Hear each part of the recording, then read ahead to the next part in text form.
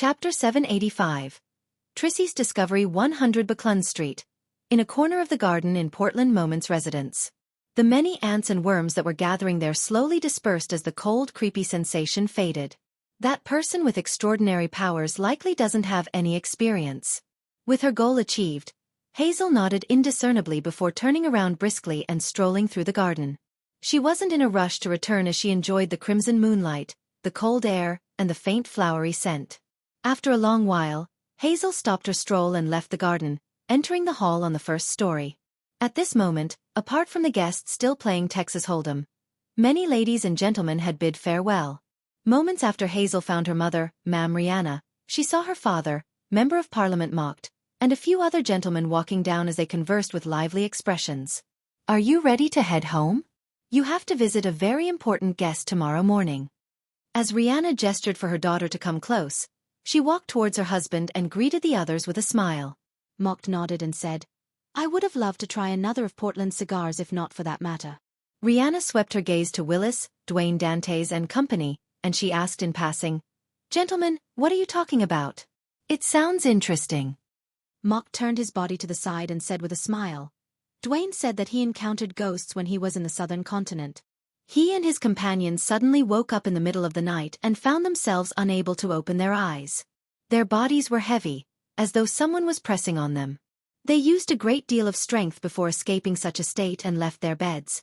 However, they discovered their rooms were extremely cold.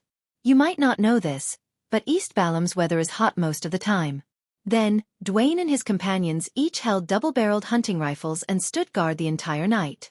They frantically left the town after the sun rose. After hearing that, Ma'am Rihanna looked at Dwayne Dantes with piqued interest. "Is that true? Do ghosts really exist?" Klein shook his head with a smile. "That I'm not sure of. Perhaps my companions and I had just experienced a harrowing adventure, and our bodies and minds weren't in the best of conditions. This might have resulted in all kinds of problems." The stories he told were sourced from one of Anderson's experiences. Back when the strongest hunter of the Fog Sea was exploring a temple in the primitive forest, he chanced upon a specter, creating a large-scale breakout overnight. "Ghosts." Hazel turned her head to look towards the garden as the corners of her mouth curved up slightly before she held back. She didn't say a word as she quietly listened to her parents bidding the rest of them farewell before returning home together. Late at night, Hazel, who had changed into a sleeping gown, walked to the balcony and stood behind a gap in the curtains. She looked towards the sewer manhole on Buckland Street. As she looked at it, her face gradually turned pale as though she had recalled an experience filled with pain and horror. She forced herself to retract her gaze, took 2 deep breaths, and turned around to walk to her bedside. During this process, she bit gently on her lip and muttered silently, "That was likely a wraith. Definitely. I need items or charms in the sun domain." While Hazel was looking at the manhole, Klein was also doing the same. "It's been days. I wonder how well that demoness, Trissy, has recovered and whether she has left or not. Thankfully, after Hazel was given a scare by me, she hasn't dared to approach the manhole." Klein's gaze swept the iron-black street lamps as he nodded slightly. He opened the iron cigar case and made his wraith marionette appear within the full-body mirror. He had already decided to send Senor down the sewers to check the area to confirm Trissy's condition. He didn't want that demoness to cause any trouble. Furthermore, the sewers were just physically too close to his identity as Dwayne Dantes. Klein didn't wish for Trissy to be in the vicinity any longer, wishing that she could recover soon and take action. That would prompt her to leave Buckland Street. Having Admiral of Blood Senor appear every once in a while would fulfill the character setting I previously created. It doesn't live nearby, and because the sewers contains a secret, it often wanders around in search of it. As Klein was thinking, he made the marionette in the ancient triangular hat leap onto the street lamp surface before passing through the manhole cover in a wraith form, quickly approaching the hidden fork where Trissy hid herself at. Before reaching the dead end, Senor, who had night vision, could see that the area was empty. "She's already recovered and left?" Klein thought as he made the marionette continue forward, stopping at the spot where Trissy was previously sitting. He discovered that the place was tidied up. Not only was the ground not muddy and moist, even the moss on the walls and corner had vanished. There isn't any leftover food either. That fellow became a germaphobe after becoming a woman? No, perhaps he was like that to begin with. With Senor's vision, Klein surveyed the area and determined that either Trissy hadn't left, or she hadn't left for more than a day. Otherwise, it was impossible to maintain the cleanliness of the place. Just as this thought flashed through his mind, light footsteps sounded into the wraith's ear. Under his control, Senor retraced his steps and wasn't surprised to see Trissy in her black dress. This demoness had her luscious black hair cascading down, unlike peers her age who had different hairstyles. It was simple and neat. Matched with her pale face that had just recovered some of its ruddiness, Trissy looked like a dreamy flower that was silently blooming in the night. As expected of a demoness. Thankfully, there's a marionette in between us. Otherwise, I would just end up staring at her. Heh, a dead person won't be enticed. No matter how charming a demoness is, there's no way they can make the deceased climb out of a tomb like a zombie. Klein lampooned as he looked at Trissy, who had a blank expression but was secretly wary, having released the invisible threads. Where did you go? Trissy pricked up her brows and said, Would you like to relieve yourself where you sleep? I thought a demoness wouldn't need to use the washroom. Klein gave a self-deprecating comment and made Senor chuckle. Are you referring to pissing and shitting? He had deliberately made the marionette say such words, as it matched Admiral of Blood's persona of a boorish pirate. Trissy indiscernibly frowned and said, Is there anything else? Senor didn't continue on the topic as he said, You look like you've almost recovered. Trissy smiled. Not bad. I'll be leaving tomorrow. She paused as she slightly narrowed her slender eyes. To be frank, I doubt whether you're the real Admiral of Blood at times. Of course it's real. You should ask if he's alive or dead. With his interest piqued, Klein made Senor ask, Why do you say that? Trissy's gaze swept over the wraith's face and said, It's said that Admiral of Blood is someone who indulges in his desires, and he has no resistance towards beautiful females and males. Yet, I don't see any sparks of desire when you face me. I believe the real Admiral of Blood would have added the condition of doing something I wouldn't want to in the agreement. Klein deliberated for 2 seconds and made Senor give a self-deprecating smile. I'm afraid of finding myself lost to pleasure and ending up being controlled by you. Trissy's expression instantly changed. This was indeed one of the reasons why she had raised the topic. To a demoness of pleasure, beyonders who habitually indulged in their desires were natural prey. Klein actively ignored the topic and made the marionette say, You're seeking out the target tomorrow? Very clearly, the Royal Guard captain knows you and knows what you look like. After all, you were arranged by them to be by Prince Edisac's side.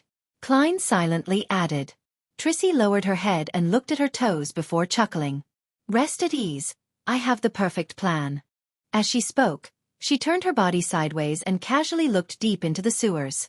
If you set off from here, at the end of the 6th left fork is a hidden passage. It has signs of prolonged human activity. Haha, I discovered it while walking around in the past few days. I believe it has something to do with that girl, right? It's also the reason why you're here? Hidden passage? Klein didn't confirm or deny it. He made Senor smile and say, Did you discover anything? Trissy shook her head. There was nothing at all.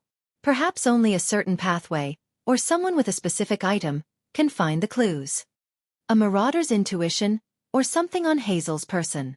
Klein didn't make Senor continue on the topic as he pressed his hand to his chest and bowed with a smile.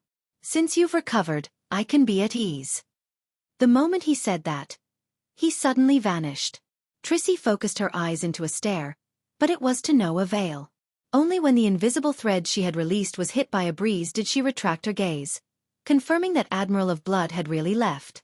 At that moment, Klein had brought the wraith back to the manhole without attempting to explore the spot which Trissy had mentioned. There were 3 reasons for his decision. First, it had exceeded 100 meters. Second, he suspected that he wouldn't find anything since he wasn't from the marauder pathway, nor did he have the corresponding items. Third, Trissy was still around. Furs woke up naturally on a Sunday morning as she got up to wash up. As she chewed on a fresh piece of toast, she retrieved a stack of items from her mailbox. As she walked to the coffee table with a cup of coffee on it, she casually flipped through the items and discovered a reply letter she had been looking forward to. Throwing down the papers, bills, and other letters, Furs tore open the envelope. Teacher is already in Backlund? Furs quickly read through the letter as she muttered in surprise. At the same time, she saw the toast in her mouth plunge to the ground. Chapter 786. Accounting Fraud Hat Trick in on Sherwood Burrows 22 Hope Street. Just as the attendant at the front desk was about to drink some water, she saw a lady walk in. The lady was about 1.65 meters tall, and she wore a light-colored dress with frilly sides. Her brown curly hair cascaded down as she wore colored glasses. She looked casual, just like someone who had just returned from Desi Bay. She held a dark brown leather suitcase as she unhurriedly walked to the front desk. A lady with extraordinary disposition. Her attire is nice. How I wish I could see what she looks like without her glasses. As a female, the attendant habitually sized up her clothes and accessories. She then heard the lady say in a languid tone, "One night. A single room. 2 soldi and 8 pence. The attendant gave her the room rate for the day and directly asked, "Do you have any identification documents?" She wasn't too adamant about registering her identity, because the inn had no means of confirming the authenticity of the documents. Yes. The lady put down her dark brown suitcase and took out an identification document from her handbag before passing it to her. "Margaret Taylor," the attendant muttered as she registered her before finding a bunch of keys. "Room 2012. "Thank you." The lady in fashionable attire received the keys, carried the dark brown suitcase, and walked towards the staircase. At this moment, an attendant in a red vest came over. He bowed and asked, "How may I help you?" He immediately cast his gaze on the dark brown suitcase. The lady curled her lips into a smile as she shook her head. "There's no need. It's very light." With that said, she didn't stop as she walked up the stairs and entered room 2012. Only after she closed the door and put down the suitcase did she raise her right hand to her chest, letting out a long sigh of relief. "Why do I feel like a psychotic murderer?" She was none other than the disguised Furs. There was nothing in her suitcase except for Mr. X's head, which was wrapped in newspapers.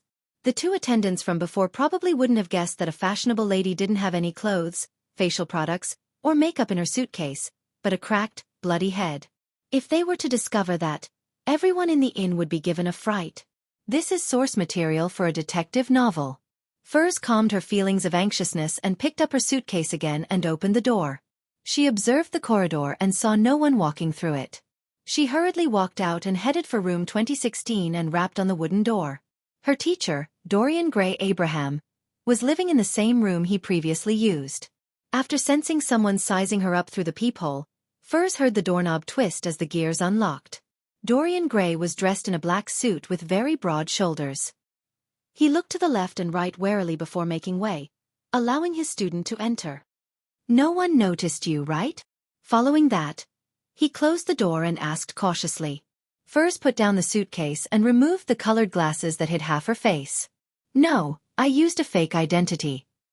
As a beyonder in Backland with rather rich experience as a low-sequence beyonder, having a few fake identification documents was necessary. Furthermore, she had Zio's expert help in such matters. The only problem was that it was ultimately a fake identity that couldn't stand up to police scrutiny. However, Furs had heard that there were places where real identity documentation could be obtained.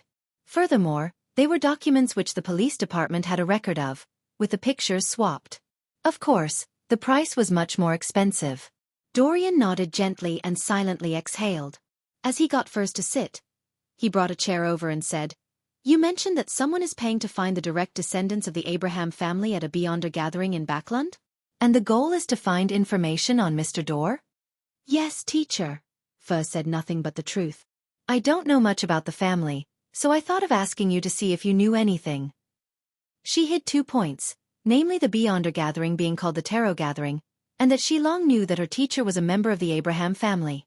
Dorian sat down and drank a sip from a white porcelain teacup. He asked with a calm expression, "Who was the one asking?" "I'm not sure. I can only confirm that it was a woman. She had concealed her appearance. She seemed very powerful and must have quite a strong backing." Furs described her impression of Ma'am Hermit. What she didn't say was that this woman had close ties with Queen Mystic Bernadette. Dorian Gray pondered for a few seconds before saying, "I don't know much either. All I know is that Mr. Dorr is the ancestor of the Abraham family. He vanished during the War of the Four Emperors. You can try using this piece of information to get some of the bounty." "Mr. Dorr is the Abraham family's ancestor?" Mr. Dorr, who made the Abraham family suffer the curse of the full moon, causing many members to lose control, is actually the Abraham family's ancestor? Furs was alarmed. Having already learned some of the problems of the Abraham family from Mr. Fool, she couldn't believe that the cause of all of this was the source of the bloodline. Does Mr. Dorr not know the consequences of his actions? Furs muttered silently as she couldn't help but frown. Dorian Gray noticed his student's abnormal reaction as he asked, somewhat puzzled, "Is there a problem?" "Oh no, I didn't manage to hide my expression." Furs deliberated and said, "I just don't understand. It's been more than 1,000 years, so apart from the Abraham family's direct descendants, who would wish to gather information on Mr. Dorr and why? Perhaps they're trying to find Mr. Dorr? Ah, right. Queen Mystic is Emperor Roselle's daughter, and Mr. She wasn't able to estimate the cost of the job, so she had used the price that Miss Audrey paid when previously entrusting them to kill the Intis ambassador. That might be a cheat. Louis Veen is likely a traveler, and he has the support of the Aurora Order. Dorian didn't hold any hopes of any bounty hunter being Louis Veen's match when he heard his student say, "He has already succeeded." Cough, cough, cough. Dorian choked on his saliva as he broke out into a fit of coughs. He dropped the teacup to the ground, but it bounced up like magic, firmly landing on the coffee table. "He has given me Louis Veen's head." Furs held up the dark brown suitcase and opened it, taking out the spherical object which was wrapped in newspapers. With the newspapers unfolded bit by bit, Dorian saw that face he would never forget. The smug smile on Louis Veen's face back when he attacked the Abraham family's headquarters was gone. His head was covered in cracks, as though it had been glued together piece by piece. It was gruesome, filled with pain and despair. As an astrologer, Dorian Gray's spiritual intuition told him that it was undoubtedly Louis Veen's head. "Good, very good," Dorian muttered in excitement before looking up at his student. "Who was the bounty hunter?" "I can't imagine Backlund having such a powerful bounty hunter." Furs hesitated for a moment before saying, "Gehrman Sparrow." Chapter 787. Dorian's warning. Gehrman Sparrow. Dorian felt the vessels on his forehead pulse when he heard that as he held his hands together, tensing up without realizing it. Situated in Pritz Harbor, he inevitably learned of the various news at sea, both actively and passively, knowing far more than the residents in Backlund who relied on the newspapers. In recent months, he often heard from different channels of information about Gehrman Sparrow. From killing Steele Mavady to severely injuring Vice Admiral Ailment Tracy, to successfully hunting Admiral of Blood Seigneur, all these stories were colored with mania. He left the sea and came to Backlund? He hasn't changed his trait of craziness. Dorian held back the horror and wariness that subconsciously rose in his heart as he looked at his student and said in a deep voice, "It's best that you minimize your communication with that bounty hunter. He's bound to get into big trouble one day, and it wouldn't take long for that to happen." Teacher is indeed experienced and has great acumen. He instantly saw through Mr. World's intrinsic nature. "Unfortunately, I'm already a member of the Tarot Club, so it's impossible not to communicate with him." Furs adjusted her state of mind and sincerely nodded. "Yes, teacher." Dorian composed himself and once again looked at his former student and current enemy, Louis Veen. However, this traveler could no longer speak. He didn't even have an iota of spirituality left. After a few seconds of silence, Dorian leaned back slightly and looked at Furs. "You mentioned paying £10,000 for the job?" He wasn't aware of Furs's financial situation, other than knowing that his student was a best-selling author who likely earned quite a bit from her royalties. Furthermore, she seemed to be doing quite well in the few Beyonder circles with transactions that rewarded handsomely. Therefore, it wasn't too surprising or unacceptable that she could save up £10,000. Furs fidgeted, feeling a slight guilty conscience as she said, "Is it too expensive?" She deliberately asked a question in order to hide the fact that she had mentioned a fake number, so as to show that she didn't have much experience in such matters. Dorian shook his head. "No, it's too cheap. It's so cheap that I suspect whether Gehrman Sparrow has other motives." As a member of the Abraham family which had suffered numerous setbacks, he often maintained a relatively high level of wariness.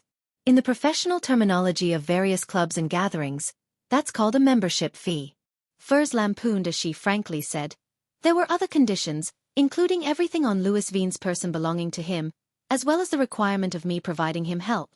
Also, I promised that if he's in need of cash in the future, I will compensate him an additional 3,000 pounds. That's reasonable, but just barely.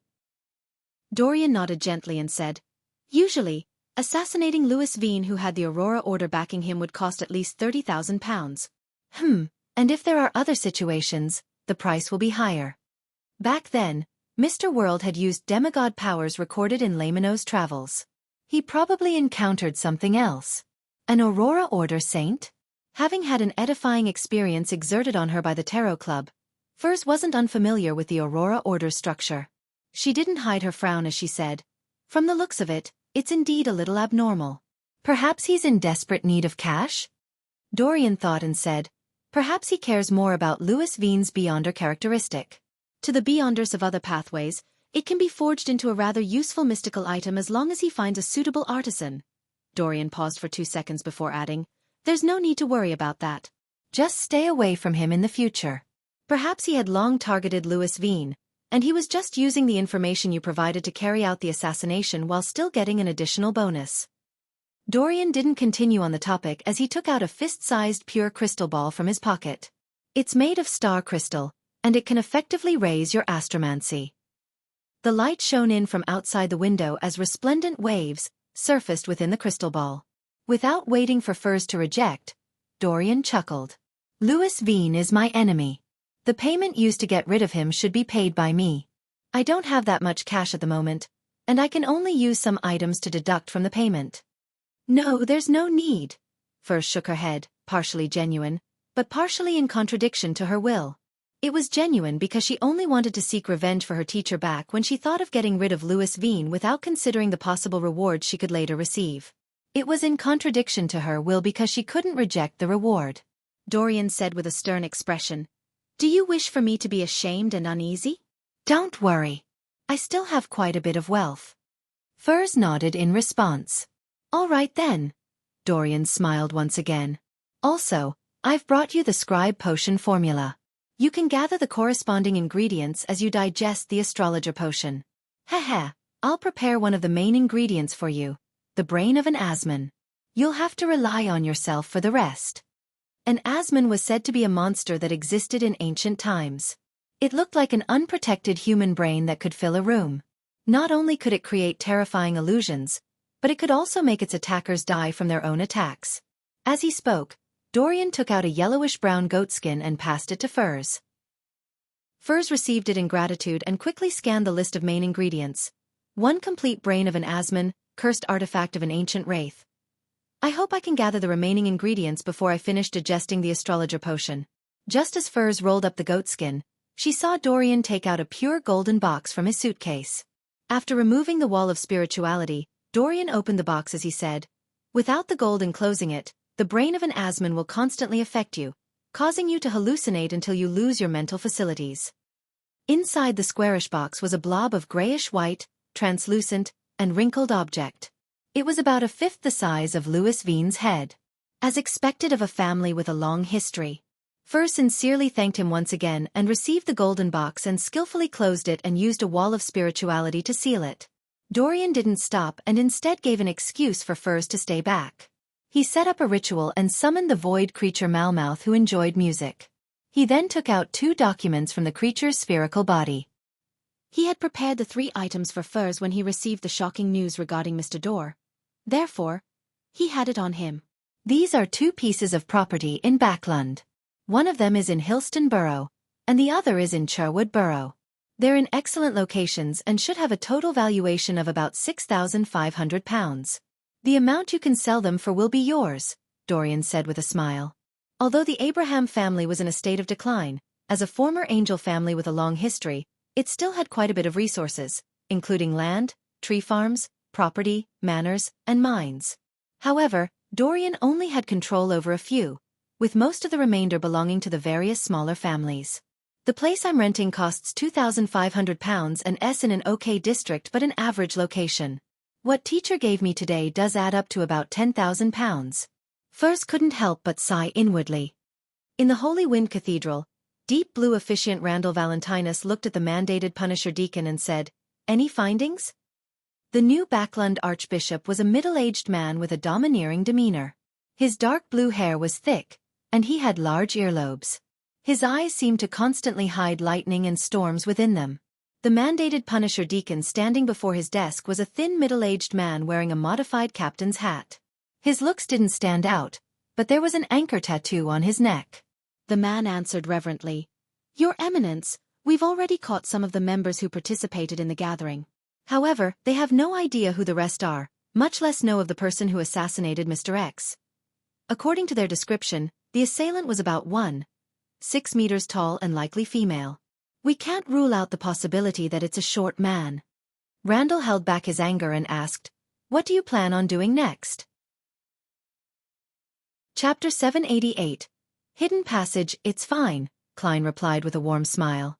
Although he didn't seem to notice anything, thoughts were flying through his mind. He began considering what the anomaly that happened during that instant meant. Previously, the keepers would head upstairs along the nearby staircase. It can be preliminary determined that they live there, coinciding with the area where the anomaly happened. The keepers aren't in the best of conditions, so the chances of them losing control are greater than ordinary beyonders, causing them to suddenly release a sense of an evil and diabolical will? And this was suppressed and quelled by the core seal deep behind Cheney's gate? If that's the case, there are two possibilities. 1. The core seal behind Cheney's gate can sense all the anomalies in St. Samuel Cathedral, and then react instinctively. 2. During the keeper's watch over the years, they are constantly corroded by the core seal's powers. In a certain sense they are a part of it, or they bear the weight of the corresponding traits. Once any abnormalities happen, their bodies will immediately intervene.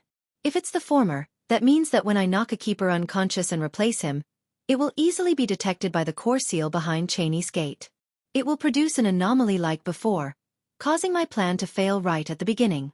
If it's the latter, I'll definitely be repelled when entering Cheney's gate, even when disguised as a keeper. I need to figure out the problem before coming up with a direct countermeasure. It's really difficult to steal sealed artifacts from the various churches. It's no wonder almost no one is willing to do so.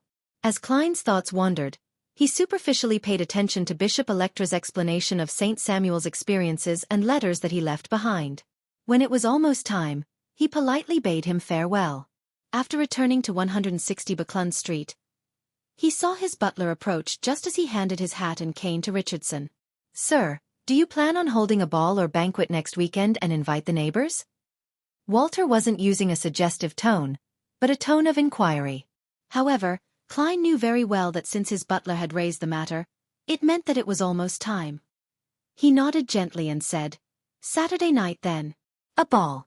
I'll have to trouble you and Tanaja to make the preparations. Is there enough money?" When saying the last statement, Klein looked to his housekeeper. Tanaja sternly nodded and said, "There's enough. The various alcoholic beverages in your wine cellar is enough to handle several banquets." When moving into 160 Buckland Street, Klein had handed her £1,000 in cash for the household expenses. From the looks of it, even with the need to replenish fine wine, tea leaves, and coffee beans, it wasn't something that could be spent in a month. The gold pound is rather strong after all. Klein nodded and smiled. "Let's not use wine that's too expensive for our first ball. It's common to be reserved in loan." "Yes, sir." Although Walter was very aware of how to run a ball, he still paid serious attention to his employer's instructions. He paused and said, "There are only two things you need to do. First, it's to settle the guest list with our help, thinking up some small talk for each guest, matching the person's corresponding status and experience. Second, it's to order a suit for the ball." "How troublesome." When greeting Hazel, "Can I say that the sewers here are cleaner than the squares in the southern continent?" As Klein sighed and lampooned, he nodded slightly. "No problem." Deep into the night, the crimson moon hung high in the sky. The smog which had significantly thinned made Backland have an additional sense of tranquility. In Dwayne Dantes' master bedroom, Klein set up a ritual to summon himself. He planned on entering the sewers tonight to confirm that Trissy had left. He then planned on heading for the fork she had described, to explore the so-called hidden passageway to see if he could discover anything. Klein didn't have extravagant hopes of gaining anything. He was only worried that the secret hidden in the sewers would pose a hidden risk that would one day explode. This could easily involve Dwayne Dantes, who lived nearby, spoiling his plans in stealing the Antigonus family's notebook. On this matter, I can't be an ostrich that buries its head in the sand and pretend not to know anything. I should discover the problem early and destroy what needs destroying or report what needs reporting before it completely erupts.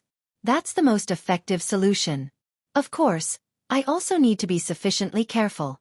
I mustn't let my exploration end up lighting a fuse. Klein's spirit body tore out of the candlelight, and with Azek's copper whistle augmenting him, he possessed the physical body of Dwayne Dantes, controlling him to walk to the boundary of the wall of spirituality and sit in the reclining chair. To the external world, it looked as though the tycoon had dozed off reading the papers. Summoning my soul to possess my own body feels different from returning to my body. There's an obvious barrier in between. Klein did a comparison of the experience and floated to his desk, cleaning up most of the items on the altar and leaving behind the candle that maintained his summoning to burn silently. After doing all of this, Klein wore creeping hunger, and with Azek's copper whistle, death knell, and the Senor gold coin in possession, he flew out of the master bedroom and left 160 Buckland Street, drilling into the sewers. Just as Klein found himself in the moist and dirty environment, he immediately released Wraith Senor and made his marionette open up a distance from him, turning into the hidden fork where Trissy was previously recuperating. This time, he saw that the clean region in the sewers was already stained with dirt containing signs of rats. From the looks of it, Trissy has really left. Klein, who was following far behind, heaved a sigh of relief. As a spirit body, he didn't need to breathe, nor did he need to walk on the ground. Therefore, he didn't mind how disgusting the sewers were. Senor walked out of the area and continued walking ahead and turned on the 6th left turn. Klein constantly maintained a distance of 50 meters, perfectly acting the role of the person behind the scenes. At the end of the fork was a corroded wall covered in moss. At a glance, there weren't any abnormalities to it. If Trissy hadn't mentioned it, Klein wouldn't have gotten his marionette to observe every inch of the area in detail. A few minutes later, Senor suddenly straightened his back and walked forward, entering the wall. Passing through the rather thick obstacle, Klein's eyes opened up. With the marionette's vision, he saw a half-natural, half-artificial cave. It wasn't more than 1.8 meters high and was about 3 meters wide. The ground was littered with tools like shovels which were wrapped in oilskin and large piles of mud and rubble. Right up ahead were 2 hidden passageways that extended downwards. The left one was about 5 to 6 meters deep, while the one on the right was nearly 10 meters deep.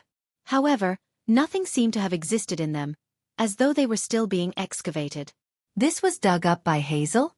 In the day, she's an arrogant lady of high society, and at night, she's an excavator in the sewers? Furthermore, she's moving the dirt and rubble one pail at a time? She was loitering around to find the exact spot, and digging was the subsequent step? That wall must have been a secret door. Klein hid himself at the fork's entrance as he made Senor scrutinize the area. Following that, he made the wraith enter the left passage until he reached a completely sealed-off area. Senor's figure slowly turned faint as it turned incorporeal. In this state, he passed through the soil and explored deeper. But even when reaching the 100-meter limit, he didn't discover anything of use. All he saw were ordinary insects and worms. Klein made the marionette switch directions, swimming in the sea of soil without finding anything. Senor soon returned to the cave from before, and entered the right passageway without being affected by any obstacles. There's still nothing. It's not without reason that Trissy determined that it will only work for a particular pathway or being in possession of a certain item. She must have probed the area with the invisible threads of a demoness of pleasure. Unfortunately, I've already lost Tinder. I wonder if the grey fog's aura on me would work. It seems to strongly attract beyonders from the Marauder pathway. Klein silently commented and, using his spirit body state, planned on personally visiting the 2 hidden passageways that Hazel had dug up. However, he curbed his desire because he was now a marionettist. Doing it personally in situations that didn't require it was in violation of the acting principles. It's fine even if I don't use the grey fog's aura. I'll just request to purchase a mystical item from the Marauder pathway during tomorrow afternoon's tarot gathering. It doesn't need to be too expensive. It can just correspond to sequence 8 or 9. That badge from Lenevis is only a signal receiver, not an item of this pathway. While not aware of the exact situation of what's hiding inside, rashly using my spirit body to explore it might result in me attracting a high-sequence monster. Being careful and cautious will forever be a condition for myself. Klein slowly heaved a sigh of relief and retrieved Wraith Senor. He wasn't worried that Hazel would continue coming in the near future. Any person with normal intelligence wouldn't continue coming unless they had the means to deal with the situation from before. Ignoring how Hazel hasn't had any contact with Beyonder circles. Even if she has, getting an item from the Sun domain isn't simple. After all, Backlund is the territory of the Church of Storms. I do have something that I don't use often. Heh. Can I find an opportunity to sell it to her and then let her use it to harm my marionette? Klein jeered at himself before shaking his head with a laugh. He ended the summoning and returned above the gray fog, vanishing from the sewers. On Monday morning, the bright sunlight tore through the thin clouds, shining onto every corner of Backlund. Emlyn White pulled down on his silk top hat. As he left the carriage and walked to the Harvest Church, he squinted his eyes and mumbled, "What terrible weather! Backlund's worst season is coming soon." He was just about to step onto the stairs when he saw a paperboy approach him, handing him a copy of the Tussock Times. "Sir, today's morning papers." Emlyn wanted to reject it when he discovered a small slip clasped in the middle of the boy's fingers. Emlyn maintained his countenance as he took out a penny and passed it to the boy, receiving the copy of the Tussock Times and the slip. Before entering the Harvest Church, he quickly spread it open and scanned it. "There are clues to the people you are looking for. Please come to the Brave Hearts Bar." Chapter 789. Each person's Monday 9:30 a.m. Backlund Bridge Area, Iron Gate Street, Brave Hearts Bar. Emlyn White stood rooted to his spot after he got down from the carriage. He stared ahead in a daze, nearly forgetting to avoid the sunlight. At that moment, the bar's main door was shut with no signs of it opening. As a sanguine who seldom left his home and only went to places like bars at night, Emlyn never expected the bar to be closed in the morning. He had left the Harvest Church in a rush via the transportation system after seeing the paper slip, hoping to obtain any first-hand intelligence. To save time, he even tolerated the cramped environment and stench of the metro. At that moment, Emlyn was somewhat peeved, but he knew that he had made the mistake. All he could do was pull a face and circle around Iron Gate Street to not waste his trip. Just as he was about to approach a rental carriage that stood along the street, he caught sight of a familiar figure from the corner of his eye. The person was wearing a brown rounded top hat and an old coat while carrying a ragged haversack. He was none other than Ian, the underground arms dealer and intelligence merchant. I have quite good intuition. I knew he would appear early." Emlyn was delighted as he stuffed his hands into his pockets and leisurely walked over, blocking Ian's way as he chuckled. "Good morning." Ian looked up and glanced at the handsome man before him, replying in puzzlement, "Good morning, Mr. White. You should have come in the evening." "It seems to be a suitable time now," Emlyn said with a smile, clearly in a good mood. "Ian, why do you always wear the same clothes and outfit every time I see you?" Ian answered without minding the question, "This can make me appear more mature while allowing me to keep a low profile. Of course, the main reason is that I lack money." The final sentence was added with a joking tone. "I look forward to your attire in summer," Emlyn said with a scoff. "I'll take off my coat." As Ian spoke, he took out 2 pieces of paper from his ragged haversack. They were the bounty notices that Emlyn had previously given him. Someone in Eastborough saw this person. He handed over one of the papers to Emlyn, and on it was the name Argos. Realizing that there really were clues to the primordial moon believers, Emlyn asked in delight, "Where is he?" Ian didn't reply as he looked at him with a silent smile. Experienced, Emlyn immediately took out his wallet and gave £150 to Ian. "That's your reward." Ian smiled and said, "There's still another half to go." Another half. Emlyn nearly wanted to let this merchant in front of him know the prowess of a sanguine. This was because an effective clue cost £20, while an exact location cost £150. However, he quickly read between the lines as he asked in pleasant surprise, "Another one was found?" "Yes." Ian handed him the remaining piece of paper in his hand. "While my friend observed Argos and confirmed his residence, it was discovered that he had met with this person named Gallus Kevin. Therefore, I've obtained the residence of the 2 targets at the same time." "Very good." Emlyn emptied his wallet and gave another £150 to Ian. He was abnormally delighted. He felt that the ancestor and Mr. Fool were blessing him. This was because there were only 5 targets, and he had successfully hunted one. Now, with 2 additional clues, All he needed to do was succeed in order to declare himself victor regardless of what the other sanguine did. Ian seriously counted and checked the notes before saying with a suppressed voice, Argos is on the third story of the apartment block at East Borough's 6 Limestone Street, opposite the public washroom. Gallus Kevin is similarly in East Borough. He stays in the room beside the staircase on the first floor at 19 Beluga Whale Street. I will confirm your intelligence. I believe you wouldn't wish to abandon your business for a mere £300. Emlyn nodded gently as he gave a warning. Following that, he chuckled and said, They were found so easily? Ian's red eyes darted around slightly as he said, First, many bounty hunters are my friends. They have many informants in East Borough. Second, those two gentlemen didn't have great disguises. Despite being in East Borough, they wore very different attire from the people around them. If they were willing to wear more ragged clothes and did more than 12 hours of labor work, I believe they would be hard to find in the messy East Borough. Is that so? One needs to take note of the difference in environment when hiding oneself. Emlyn muttered silently to himself, feeling as though he had learned a new trick. He didn't plan on heading to East Borough immediately. This was because even if he took action in the day, it would be very difficult to escape without causing a commotion. It was a rather dangerous act in Backland, as it meant that the mandated punishers or nighthawks might come knocking at the door just after he sneaked back home. Emlyn planned on verifying the situation and taking action between 8 to 9 in the evening after the tarot gathering. The primordial moon believer from before was quite strong. These two likely aren't weaker. Although I have confidence, it feels unsafe only relying on myself. As Emlyn considered the problem, he waved his hand and bade Ian farewell. He rode on a rental carriage, heading back for the south side of the bridge. East Chester County, Stone City. Audrey stood behind a railing, watching the servants placing the items that had been brought from the family castle in suitable spots. The scene was bustling but orderly. I'll send someone to associate Professor Michel later, and tell him that I'll be paying a visit to the Relic Search and Preservation Foundation. I hope that they've obtained some items that have been tainted with beyonder effects. As Audrey's mind wandered, she couldn't help but smile. She was proud of her decision of donating the funds to establish the foundation.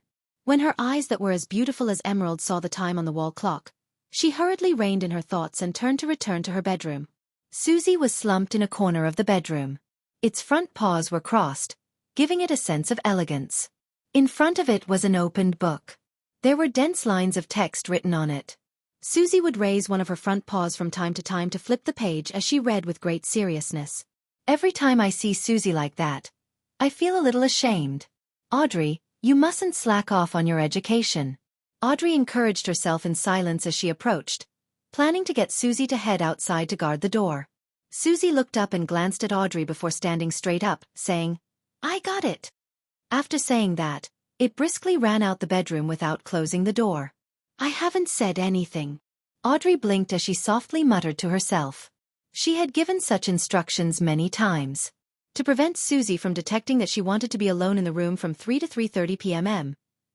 On Mondays, forbidding humans and dogs from coming close, she had also done similar matters at other times, pretending that there was a gathering, wanting alone time while maintaining an irregular pattern. I have to say that Susie's existence has effectively raised my motivation to learn, as well as how strictly I handle matters. I can't be inferior to a dog. But, being better than this dog doesn't seem to be something worthy of praise. Audrey puffed her cheeks with a self-deprecating comment as she sat by her bed, awaiting the beginning of the tarot gathering. 3 p.m.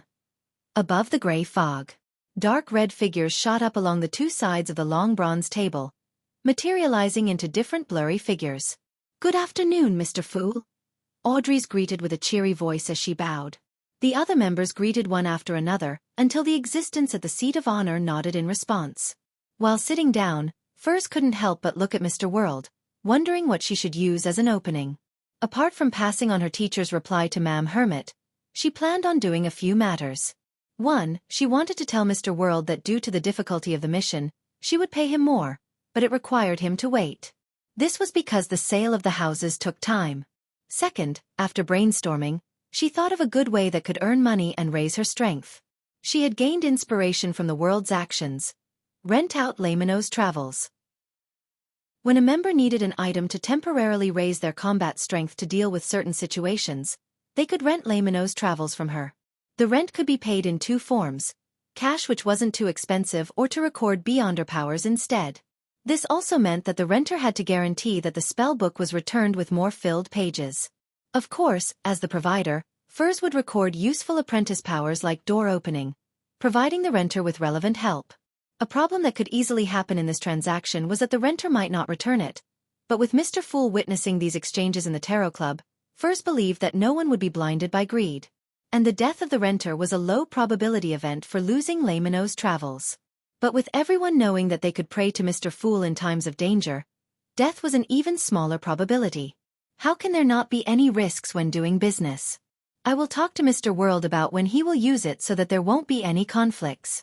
Furs retracted her gaze and heard Ma'am Hermit speak. Honorable Mr. Fool, I have 2 pages of Roselle's diary this time. Ever since contact was made with Queen Mystic, the receiving of diary pages has stabilized in a rather terrifying manner. Klein nodded slightly and chuckled. Very good. After a brief silence, Katlia conjured 2 yellowish-brown pieces of paper. They leaped into Mr. Fool's palms as if they had tunneled through the spirit world. Klein slowly lowered his gaze at the diary in his hands. December 29th. It's almost a new year again. All the mausoleums have been built. What's done cannot be undone. Chapter 790. The end of the diary. All the mausoleums have been built. What's done cannot be undone. Klein looked at the diary page in his hand as his thoughts boiled over as ideas kept emerging and shattering. From his point of view, this diary page of Emperor Roselle nearly proved his previous conjectures. He had chosen to forcefully switch to the Black Emperor pathway in his later years, doing so at the cost of going mad to become a Sequence Zero true god. What drove the Emperor to make such a decision? What did he discover that resulted in his agitation, rashness, and loss of composure in the previous diary entry? And compared to back then, his emotions in this diary entry appear calm and composed, but it feels like he is even more extreme. It's hard to imagine what the Emperor experienced or encountered in his later years that resulted in him having such an abnormal situation. The madness that angels are embroiled with to begin with? Or is it something that had happened to the faith of the believers that kept him anchored, his rationality? If he was normal, shouldn't he hold back a little and strive for certain outcomes before finding an opportunity to devour the hidden sage? Klein instantly thought of many things, but he was unable to find any evidence. And on this page of goatskin, there were only 2 short lines of text, as though it indicated the final diary page of Emperor Roselle's life. The end of the year or the beginning of the new year was the day he was suspected to have perished in the White Maple Palace. An emperor of an era, a transmigrator's last words? Klein sighed silently as he flipped to the goatskin beneath. The diary page didn't have a date, but at the top of the page was a line in Fasak, immediately follows the previous page. The words were written neatly and elegantly, very different from Emperor Roselle's handwriting. It was obvious that it was added by someone else. It's probably a note by Queen Mystic, to indicate that this is the last part of the diary, written after the Emperor said that what's done cannot be undone. But why isn't there a date? Klein was deeply puzzled as he read the corresponding content, his gaze freezing up. I believe I'm not the only transmigrator in this world. If there's anyone else who can read my diary, remember to carefully select your Beyonder pathway. Once you choose this, it pretty much confirms your allies and your enemies. I'm unable to give any actual suggestions because I myself can't see the true faces of the 7 deities or those evil gods. This might be partially related to the second blasphemy slate that the ancient organization hides. Unfortunately, I only have a rough idea of the hidden parts, and I'm unable to verify them. Similarly, I don't know what's written on the first blasphemy slate either. A useful warning is to not choose pathways with sequence zeros that are occupied, and also be careful of neighboring sequence zeros and sequence ones. I've suffered tremendously on this aspect. As for what sequence 0 represents, search for my other diary pages if you aren't aware. Heh. This page is equivalent to the afterword of my life. If I succeed, I'll be a god, and it will be another story. If I were to fail, there wouldn't be a future. Perhaps, well, Go, my friend who understands my diary, go seek out the secret of transmigration and the truth hidden within. I'll be watching you, if I'm still alive. Finally, let me warn you that you have to remember, be careful of the moon. Klein wasn't surprised about there being more than one transmigrator. After all, He had long known of a senior, in the form of Emperor Roselle. He was puzzled about the details that the Emperor had used to determine that there wasn't only one transmigrator. This was a very important point, as it held great meaning as to whether there were incomparable problems in his bid to return home. This was like an unknown equation. Without enough examples and conditions, there was no way to obtain the correct answer no matter how he tried to solve it. Only with enough equations could he find the correct answer. The Emperor should have written his discoveries on this matter in the previous diary entries. Unfortunately, I have no way of knowing where it is in order to do a targeted search and recovery. Klein silently sighed before considering the other contents in the afterword. The hidden contents in the second blasphemy slate which the Twilight Hermit Order showed? Did they deliberately hide the contents, or did they not actually obtain it? The second blasphemy slate was actually split into two parts, with the other half landing in the hands of other factions? My pathway has already been determined. It was selected based on the exclamation found in Emperor Roselle's diary. From the Emperor's afterword, I can be a bit assured. The seer pathway doesn't have a sequence 0 because the mad sequence 1 Zeratul is still alive. And according to the law of beyonder characteristics conservation, this subdivision part can probably be called the law of incompatibility. If there's a sequence 1, there's no sequence 0. I need to be careful of Zeratul, Mr. Dor, Blasphemer Amon, and Palaz Zoroast, as well as the other sequence 1s who exist in these three pathways. What does being careful of the moon mean? Be careful of the primordial moon? That could be said directly. Wait, the Emperor apparently had thoughts of exploring the Crimson Moon before. Could it be that he finally committed himself to do it and discovered something on the moon, which is why he warned other transmigrators to be careful of the moon? The moon has something to do with transmigration? Yes, the Emperor's tone indicates that he still has some contingency plans, and he might not completely perish. He might be watching me. There should also be clues to such matters, and they should also be written in the earlier diary entries. As conclusions and puzzlements flashed through Klein's mind, he finally turned solemn. He made the diary in his hand vanish and looked towards Katlia. Do you have anything you want to ask? Katlia nudged the heavy glasses on her nose and politely bowed her head. Honorable Mr. Fool, I wish to know if Emperor Roselle is still alive. This question snapped the other members of the Tarot Club out of their own thoughts as they looked towards the end of the bronze table in agitation. Although Emperor Roselle being alive wasn't directly related to them, nor would it bring any obvious influence, this topic was enough to stir the thirst hidden deep in the hearts of people regarding rumors and gossip. I thought I would be immune to such matters after advancing to a psychiatrist. Sigh, I'm really curious. Audrey looked at Mr. Fool with bright eyes as she waited for him to give the answer. Only Derek was uninterested in the matter. The reason why he looked at Mr. Fool was solely because everyone else had done so. Indeed, Queen Mystic's questions are basically targeted at the diary pages she provides. Klein didn't feel stumped as he skillfully chuckled. Perhaps. By using the answer perhaps, he was expressing that Emperor Roselle had the hope of saving himself. As for whether he eventually succeeded or whether there was an accident, it wasn't in the scope of the question that might not have an answer. Perhaps. Mr. Fool is implying that Emperor Roselle might still be alive? Katlia and company felt as though they had heard the greatest secret in the world as they felt a little agitated and excited. However, they could also sense the underlying tone in Mr. Fool's words. Due to the lack of diary entries and with him having just awoken recently, he was unable to determine if Emperor Roselle had seized an opportunity. To determine that would require more clues and evidence in the future. Regardless, Emperor Roselle was likely mentally prepared for the assassination. Without giving Justice, the Hanged Man and company to think of the related problems, Klein leaned back and said with a calm tone, "That's all from me." Furs hurriedly snapped out of her fantasizing of Roselle's late years as she looked to the end of the bronze table. Honorable Mr. Fool, I wish to communicate privately with the world. It will end quickly. What does she want to communicate with Gehrman Sparrow about? Isn't Mr. X's matter over? Klein thought in puzzlement as he nodded gently. Yes. Following that, he blocked the senses of the other members and controlled the world to chuckle hoarsely. Is there anything else? Furs deliberated for 2 seconds and said, "This is the matter. Mr. X's head allowed me to receive a handsome reward. I believe that I didn't pay enough on this matter to match the difficulty of the mission. Therefore, I wish to compensate you. How much do you wish to receive?" Not bad. You actually want to compensate me without any prompting. Although Miss Magician is a little greedy on gaining petty advantages, she's still an honest person. It's very normal to earn some profit while making a transaction. It's not considered greedy. The pleasantly surprised Klein sighed inwardly in praise as he made the world chuckle. How much can you pay? Furs hesitated for a moment and said, £5,000. She had used the £10,000 price she had informed her teacher, and planned to split it evenly with Mr. World. Furthermore, she needed the recipe, crystal ball, and beyonder ingredient. Thus, she planned on selling the two properties and give him money directly.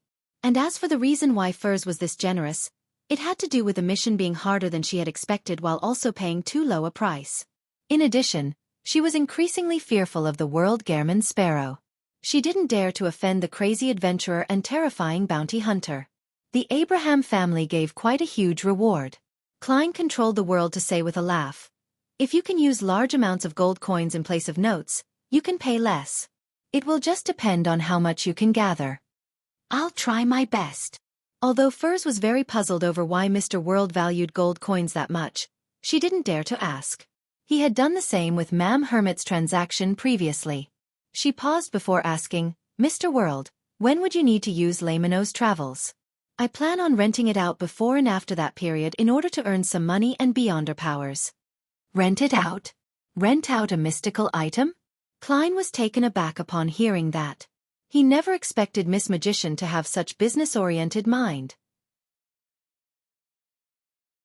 Chapter 791. New model. As a youth that came from the internet age on Earth, Klein quickly understood Miss Magician's idea, how she prepared to do it, and what she was relying on. Isn't this sharing economy? With the Tarot Club and the Fool, there's no technological limitation. Miss Magician is usually lazy and doesn't have a strong presence, but I never expected her to have sharp acumen on such matters. It also stems from me requesting to borrow the spellbook. Regardless, to be able to quickly be inspired and set up a business model is pretty good. Klein deliberately made the World Gehrman Sparrow hesitate for a few seconds before saying, I might need it this weekend and next week. He was estimating this based on the time it took Mr. Hanged Man to return from the Abyss Maelstrom to the Rorsted Sea, while also allocating time for him to stabilize his spirituality and replenish his supplies. When the time came, they would join forces to explore the primitive island with many beyonder creatures. Furs hurriedly nodded. All right, I will make the arrangements to prevent others from using it. As she heaved a sigh of relief, she requested Mr. Fool that he bear witness for the subsequent rental agreements. After obtaining a confirmation from him, she indicated that she was done with the private communication. Following that, she conjured Layman's Travels and surveyed the table. Everyone, I have here a mystical item. It has a total of 38 pages. Each page can help the user record beyonder powers they encounter. They will then be able to release it when needed, but it will be slightly weaker than the original power. Each page can be repeatedly recorded. Each record can only be used once. Amongst them, 3 pages can be used to record demigod-level beyonder powers, but the chances of success are very low. It might not succeed 1 in 10 times. Furs simply explained the traits of Layman's Travels and its negative effects. It lit up the eyes of Audrey and company. With them no longer being novices in the domain of mysticism or the beyonder world, it wasn't difficult for them to tell the value of Miss Magician's notebook without her making it explicit to them. At the same time, they viewed it as a demigod-level artifact. It resembles a shepherd and the creeping hunger. They allow the use of the beyonder powers from other pathways, but there aren't as many negative effects. There's also a chance to record a demigod power. Draw my own blood. Audrey suddenly shrank her hand back in fear as she thought over the matter. As a powerful noble's daughter, she had almost never been injured from a young age. Therefore, she had an extreme fear of pain that remained an unknown to her. Taking the opportunity when Furs paused, she raised her hand slightly and asked, Miss Magician, how much do you wish to sell it for? Audrey believed that her father, Earl Hall, would also be able to recognize the value of Layman's Travels, so it was certain that she could be reimbursed by him. Therefore, she planned on fully satisfying Furs's requirements. She must be lacking money recently, or else she wouldn't be selling such an important and useful mystical item. While Audrey thought in pity, she considered whether she should offer to buy it at a premium. Damn it! Why can't it be put on sale after I return from the primitive island? Alger had a strong interest in Layman's Travels, but he wasn't able to produce the money or materials needed to purchase this mystical item. £1,300 was money that an ordinary person might not be able to save up even in 10 to 20 years. But compared to an item at the level of Laymanos Travels, it was nothing. It's worth at least £10,000. If I encounter Beyonders that are backed by powerful factions, it wouldn't be a problem selling it for more than £30,000. Alger swept his glance at Justice, who was inquiring about the price, as well as Katlia, who had nudged her glasses, looking as though she was planning to join the bid. He couldn't help but sigh. He didn't believe that the transaction would fail according to his wishes, having it left unsold before he returned from the primitive island. Miss Justice has money, and the Hermit has Queen Mystic and the Moses Ascetic Order. They don't lack money or resources. Sigh. Alger adjusted his seating posture as he looked across the table with a heavy look. Emlyn and Derek were similarly interested in Laymanos Travels, but it was simply interest. They knew that they lacked the ability to provide anything in a fair exchange. When she heard Miss Justice's question, Furs realized that she had forgotten to mention the most crucial point. She hurriedly added, "No, it's not for purchase. I'm only renting it. When you need it, you can rent it for a short period which will be witnessed by Mr. Fool." "Rent? You can do that?" At that moment, everyone except Klein and Derek were surprised. Without a doubt, they knew what a rental transaction was, but they never expected it to be applied to a mystical item, much less have it appear in the Tarot Club. This was apparently very doable. It was relatively useful for every member of the Tarot Club, and it wouldn't cost them much while remaining affordable. Furthermore, Miss Magician could slowly build up quite a sizable fortune by doing so, but in fact, the best result was to record Beyonder powers. She could gather different kinds of Beyonder powers from various pathways in this way, making it far more efficient than seeking the chance to record it on her own. Alger quickly realized the key to the rental transaction as he was delighted. He asked, "How much is the rental fee?" Laymanos Travels corresponds to a sequence 6. It's usually about £5,000, but due to its uniqueness, it costs at least £10,000. Furs had built up quite a bit of experience during her time in the Tarot Club, so after some consideration, she said, "Each rental basically starts at £300. Every additional day is an additional £50. And when returning it, the notebook needs to have 2 additional pages of Beyonder powers than when it was rented out. If there's only 1 blank page or no blank pages when it's rented, one just needs to fill up the full book." Having 2 additional pages didn't mean 2 additional powers. That also meant that they could use any of the Beyonder powers in Laymanos Travels. One just needed to make up for it later. There was no need for it to be of the same type, as pages were all that mattered. £50 a day, £1,500 a month. If it's possible, I can keep renting it. Audrey did a simple count of the costs. Alger was thrilled when he heard that as he said with an unperturbed look, "I plan on renting it for 2 days, but the exact price needs negotiation. It will be adjusted based on what Beyonder powers are recorded in the notebook." He felt more confident towards his exploration of the primitive island. "When do you plan to rent it?" Furs asked, delighted that she had business right away. "I'll be renting it for 2 days sometime between this weekend to next weekend. The exact time hasn't been determined," Alger replied without any hesitation. Furs immediately frowned as she said apprehensively, "This period of time has already been reserved for Mr. World." "Reserved for the world? When did this happen?" Alger was surprised as he looked at the other end of the long bronze tail. He soon came to a realization that it had been agreed upon during their private communication. Why would they come to such an agreement? Miss Magician doesn't need to have informed him ahead of time. They had other transactions during the private communication? What kind of communications and transactions would they have? Miss Magician had commissioned the assassination of an Aurora Order Oracle. The world had accepted the mission, and one of the traits of the Oracle is the ability to record and use the Beyonder powers of others once. Heh. This is identical to Laymanos Travels. Does this mean that the world has already succeeded? As such, Miss Magician is indebted to him, and she hadn't fully resolved it. Now, she came up with this method to pay off the rest? Alger eliminated the possibilities and finally felt that he had found the truth. Without anyone catching wind of it, the world Gehrman Sparrow had already hunted an Aurora Order Oracle. An oracle suspected to be a Sequence 5. This secretly made Alger feel alarmed because he was about to cooperate with the world soon. Thankfully, There's Mr. Fool bearing witness. As a blessed Gairman Sparrow wouldn't violate the agreement he makes in front of a god. Alger consoled himself and retracted his gaze from the world. Meanwhile, Audrey and Catlia had recalled the matter of the Aurora Order Oracle from the transactions involving both Miss Magician and Mr. World, as well as how the Oracle's powers were similar to Lamino's travels. Hence, they believed that the world might have already completed the mission. Renting the spellbook was one of the parts to completing the transaction. Emlyn didn't think about such matters, putting his focus on the unavailability of Lamino's travels this weekend and the following week. In other words, I can borrow it for the next few days? If I have help from this notebook, those two primitive believers wouldn't be able to pose a threat.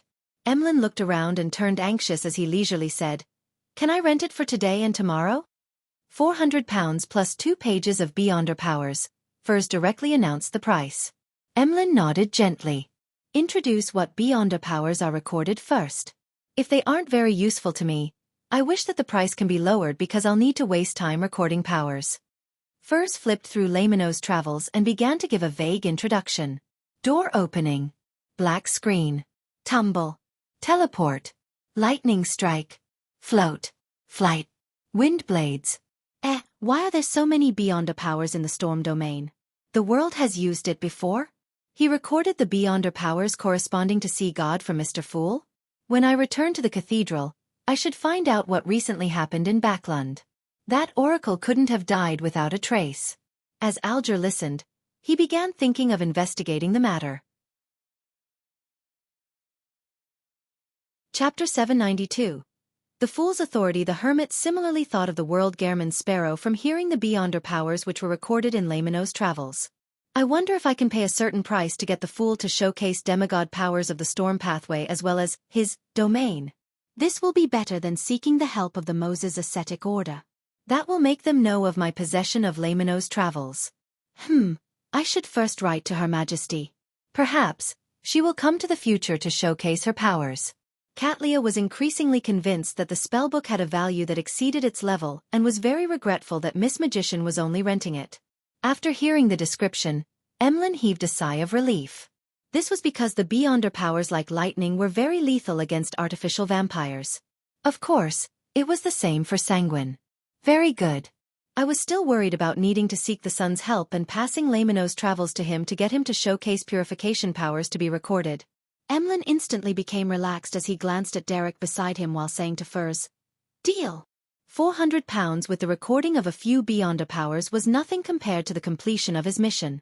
I can earn money quickly and also obtain Beyonder powers this way. Furs suddenly felt that her future was bright as she hurriedly smiled. All right. I'll get Mr. Fool to transfer it to you after the gathering. Right on the heels of that, she turned to say to Catlia, "Ma'am, the Abraham family's direct descendant has given a reply. Do you wish to communicate privately or have me directly say it out loud?" Catlia thought and said, "Let's do it privately." Soon, the others had their senses blocked as Furs recounted what her teacher said. They don't know much about Mr. Door either. They only know 2 things, no 3. First, among their ancestors, there is an existence known as Mr. Door. Second, this ancestor vanished in the War of the 4 Emperors. They've been struggling to find him. Third, they will hear ravings that can cause a loss of control during the full moon and blood moon. In addition, they temporarily do not wish to make any direct contact. The third point was added by Furs by herself. She wished that Ma'am Hermit and the Queen Mystic behind her could use this to further understand Mr. Door's matters. This was beneficial in helping the Abraham escape the fate of being cursed. Mr. Door is the Abraham family's ancestor and he vanished in the War of the 4 Emperors. He would create ravings during full moons? The latter was confirmed by Mr. Fool, so there's nothing suspicious. That is to say that although Mr. Door has vanished, he still can affect Beyonders of the same bloodline, as well as living beings that use certain items during the full moon and blood moon. This means that he hasn't completely lost his connection with the real world. This is how the Emperor was able to interact with him? Her Majesty once said that there were members of the Abraham family who worked for the Emperor back then. Catlia had some theories as she gently nodded. If there are any questions, I'll get you to pass them on. I'll pay the remaining £650 today. With £650, along with Mr. Moon's £400, I've made a profit of £1,050 today. Together with the £730 from before, as well as the sale of the 2 properties to pay Mr. World, I might still have £1,000 left. My savings are about to exceed £3,000. This way, I'll have the money needed to purchase the other main ingredient for Scribe. I might still have some left over.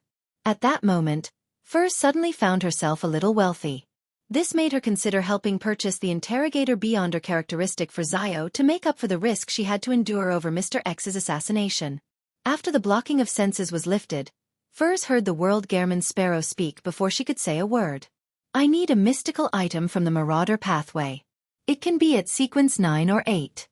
Katlia considered for a moment and said, I can ask around for you. However, items of the Marauder pathway aren't common. There might be a premium involved. No problem. Klein controlled the world to provide the response. He then made his marionette look at the now wealthy Miss Magician. I want to sell an interrogator beyonder characteristic for only £1,000. Typically, this sequence 7 beyonder characteristic which could be used as a main ingredient should have been priced around £1,200, but Klein had 2 sets at the moment. Furthermore, considering how he had used Miss Xiao's identity to participate in Mr. X's gathering, there was a certain degree of danger he was bringing to her. Therefore, he gave a slight discount. It's only £1,000. That's like a sale at a department store. But why does Mr. World know that I want it? He is Mr. Fool's blessed. The interrogator beyonder characteristic was in his hands, and he is also aware that I can now afford it. Furs was stunned for 2 seconds as she nearly forgot to reply. During this process, Audrey held back the urge to engage in shopping, because she knew that Xiao needed the item. £1,000? An interrogator's beyonder characteristic?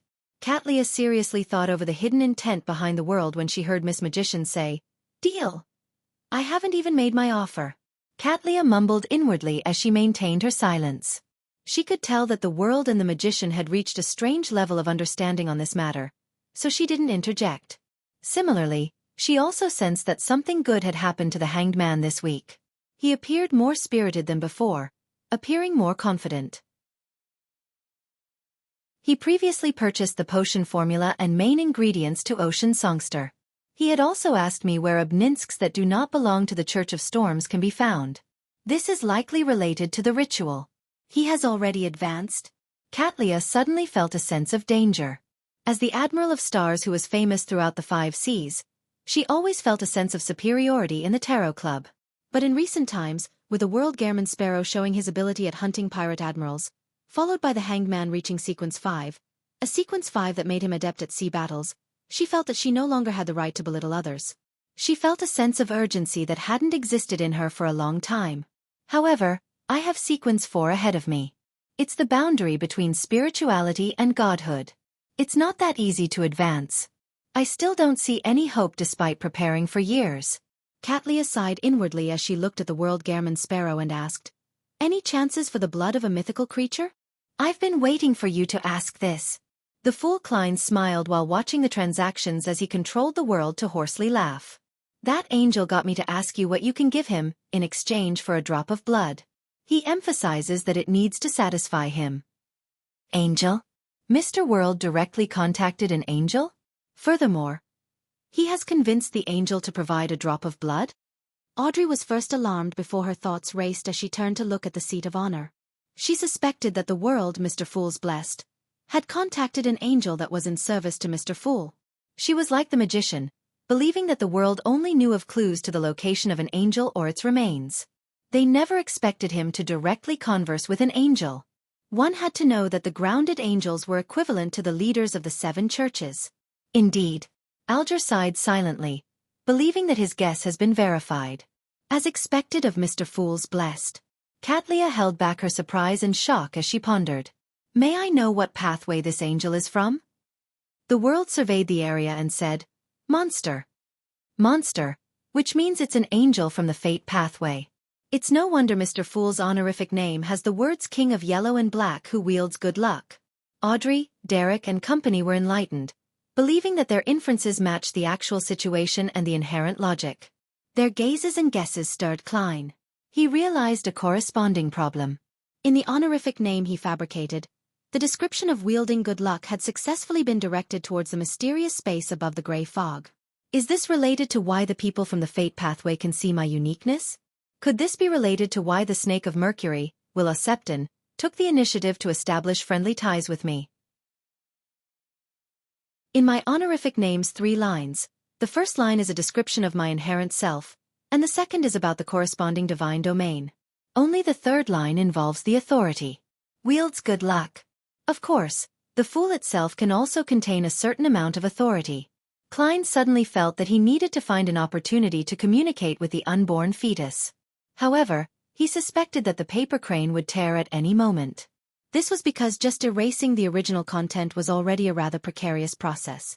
At this moment, Katlia said, "Thanks for your help. I will seriously consider it and give you a response as soon as possible." She planned on consulting Queen Mystic to see if there were any conditions that would entice an angel from the fate pathway. With the conversation between the world and the hermit ending, the transactions came to a formal end. The tarot gathering then proceeded into a period for free communication. Furs thought for a moment and looked at Emlyn. "I'd like to remind you of 2 things. First, be familiar with the powers on each corresponding page. It will be very dangerous if you were to flip to the wrong page and use the wrong power in combat." Emlyn scoffed immediately as he said, "I'm very confident in my intelligence." Furs didn't speak further and switched to mentioning, "A serious case involving Beyonders happened in East Borough. The surrounding region is on high alert. If you plan on carrying out any operations, take note of that." Emlyn viewed this piece of information with great importance as he asked, "Are you aware of what happened?" Chapter 793. Surprise visitor. Upon hearing Mr. Moon's question, Furs nearly blurted out, "Of course. Better than anyone else. I'm just not too aware of the details." However, she controlled her mouth in time as she apprehensively looked at Mr. World. At the same time, Alger, Audrey, and Katlia vaguely guessed that the serious matter that had happened in Backlund's East Borough was the assassination of the Aurora Order's oracle. Based on the inferences they had before, it was done by the World. And as Emlyn wasn't a spectator, he wasn't able to tell from her eyes. All Furs could do was force a smile at Emlyn. "I'm unable to tell you the specifics. I only know that demigod-level Beyonder powers of the Storm domain appeared back then. The Church of Storms places a great deal of attention over the matter."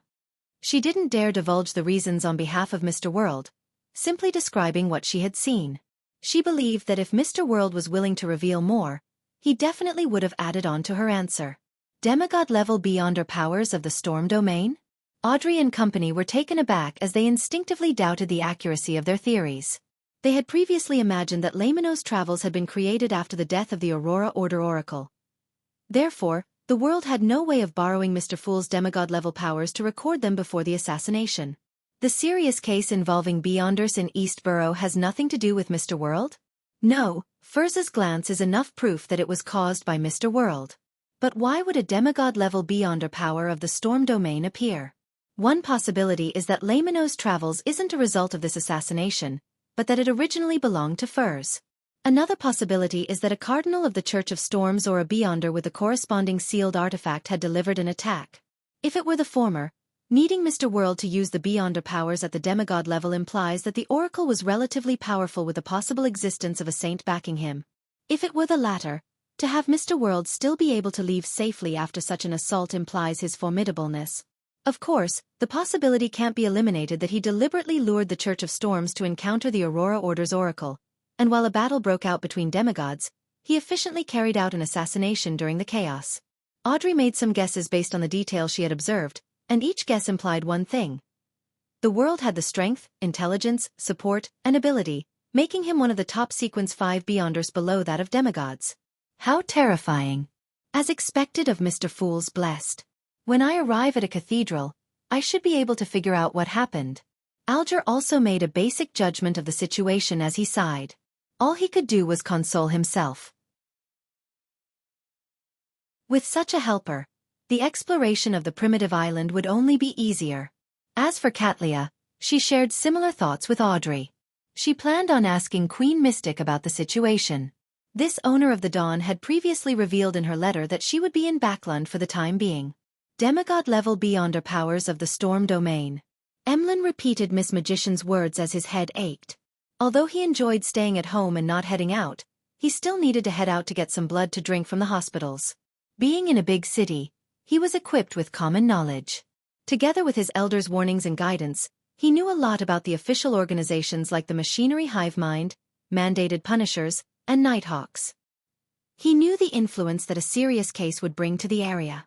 If I don't have a good disguise while infiltrating East Borough, I might be caught by the Mandated Punishers before I even approach my targets.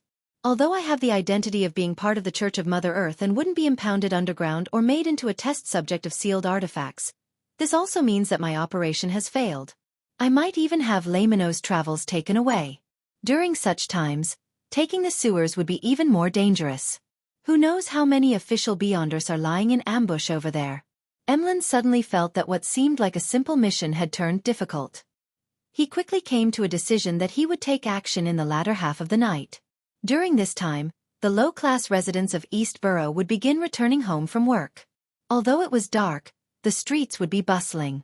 Even if the Mandated Punishers had 10 times more manpower, it was impossible to carry out any strict surveillance and single out every possible suspect.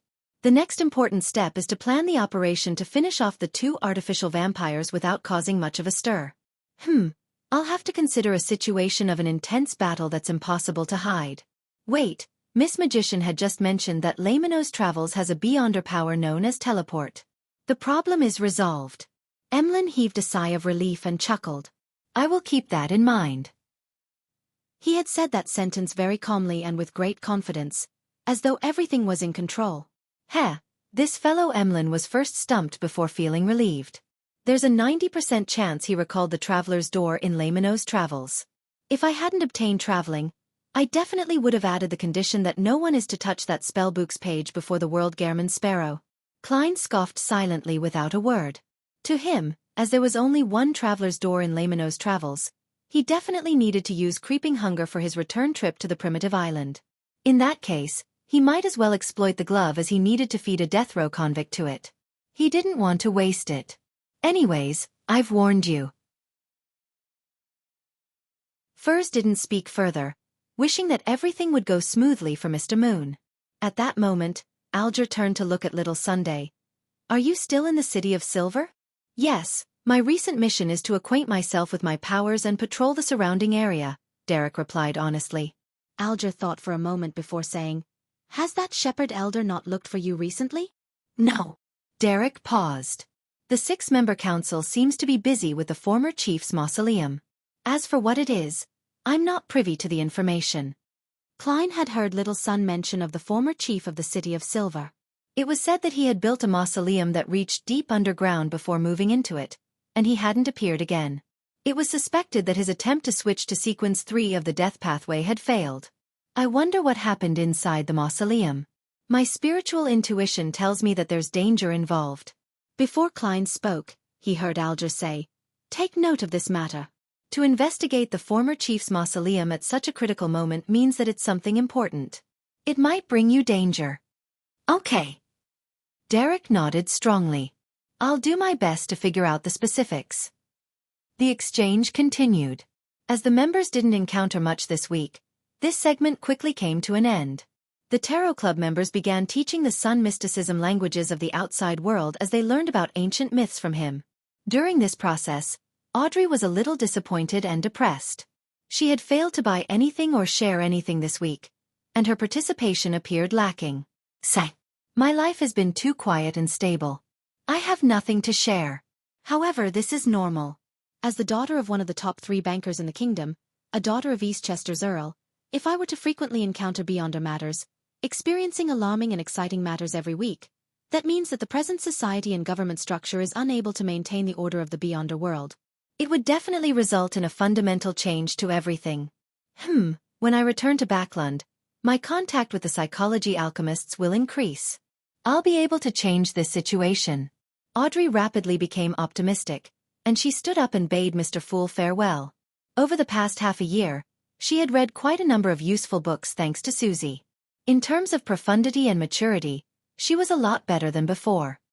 Backlund Street, North Borough, 160 Backlund Street.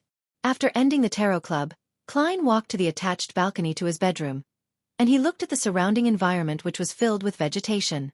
With Miss Magician's attempt to rent out Lemano's travels, there will be more of such tarot club transactions in the future. Heh, they might not have realized that their own Beyonder powers can be sold. Once the rentals happen more frequently, someone will ultimately request someone to help record a particular power. When the time comes, I'll be able to supply Beyonder powers of various domains thanks to the numerous mystical items I have. It won't be too expensive, but it's long-lasting, and it will often be in demand. I wonder who will be the first to muster their courage to seek the Fool for help, hoping that a demigod power can be recorded. This needs to be a fair exchange, and a sufficient price needs to be paid. If no one dares take that step, afraid that it's blasphemous, I can let the world be an example. After all, Mr. Fool has shown his friendliness and casualness from the beginning. As long as no mistakes are made, similar transactions can be made. Having the precedent of punishing Ma'am Hermit, I don't believe anyone will belittle the Fool as a result. They would be honored, delighted, and fearful. Klein thought about the Tarot Club as his thoughts wandered, filled with anticipation towards the trade of Beyonder powers in the future. At this moment, he heard knocking at the door. "Please enter," Dwayne Dantes with his gray sideburns turned around and said. The doorknob turned and the door opened. Butler Walter in his white gloves walked in and said respectfully, "Sir, Ma'am Mary from the National Atmospheric Pollution Council is here to visit you. Do you wish to meet her?" Mary Schott? The major shareholder of the coin company. The lady who got me to investigate her former husband's adultery? Why is she here? Don't tell me that Dwayne Dantes has caught her fancy. Klein was slightly puzzled as he nodded with a smile. "It's almost tea time. Let's have it a little earlier." "All right, I will invite Ma'am Mary to the activity room on the second story." Walter easily understood his employer's intentions. Klein nodded slightly without saying anything else. With the help of his valet, Richardson, he wore his coat and went down to the second story. Soon, he saw Ma'am Mary with her tall cheekbones in the activity room. This lady was dressed in a dark blue dress with elegant accessories in an ostentatious but restrained manner. Compared to last year, she appeared more classy and with a higher temperament. "Good afternoon, ma'am. I've always been considering finding a time to visit you. I would wish to hear about your investigations on Backland's atmospheric pollution." Klein took the initiative to speak politely. Mary replied with a smile, "Unfortunately, I didn't manage to wait for it." After exchanging a few words of pleasantries as they talked about the recent weather, Klein sat on a single-seater as he raised his porcelain teacup. "Ma'am, you seem to have something troubling you?" He could tell that Mary was hesitant and deliberating. Mary laughed as she sighed. "I've heard about your experience and wisdom. I believe that you're a gentleman with excellent foresight. This is the thing. Are you interested in purchasing some of the coin company's shares?" "Why, ma'am, are you in trouble?" Klein asked in a staid manner. Mary shook her head. "Someone else is selling them."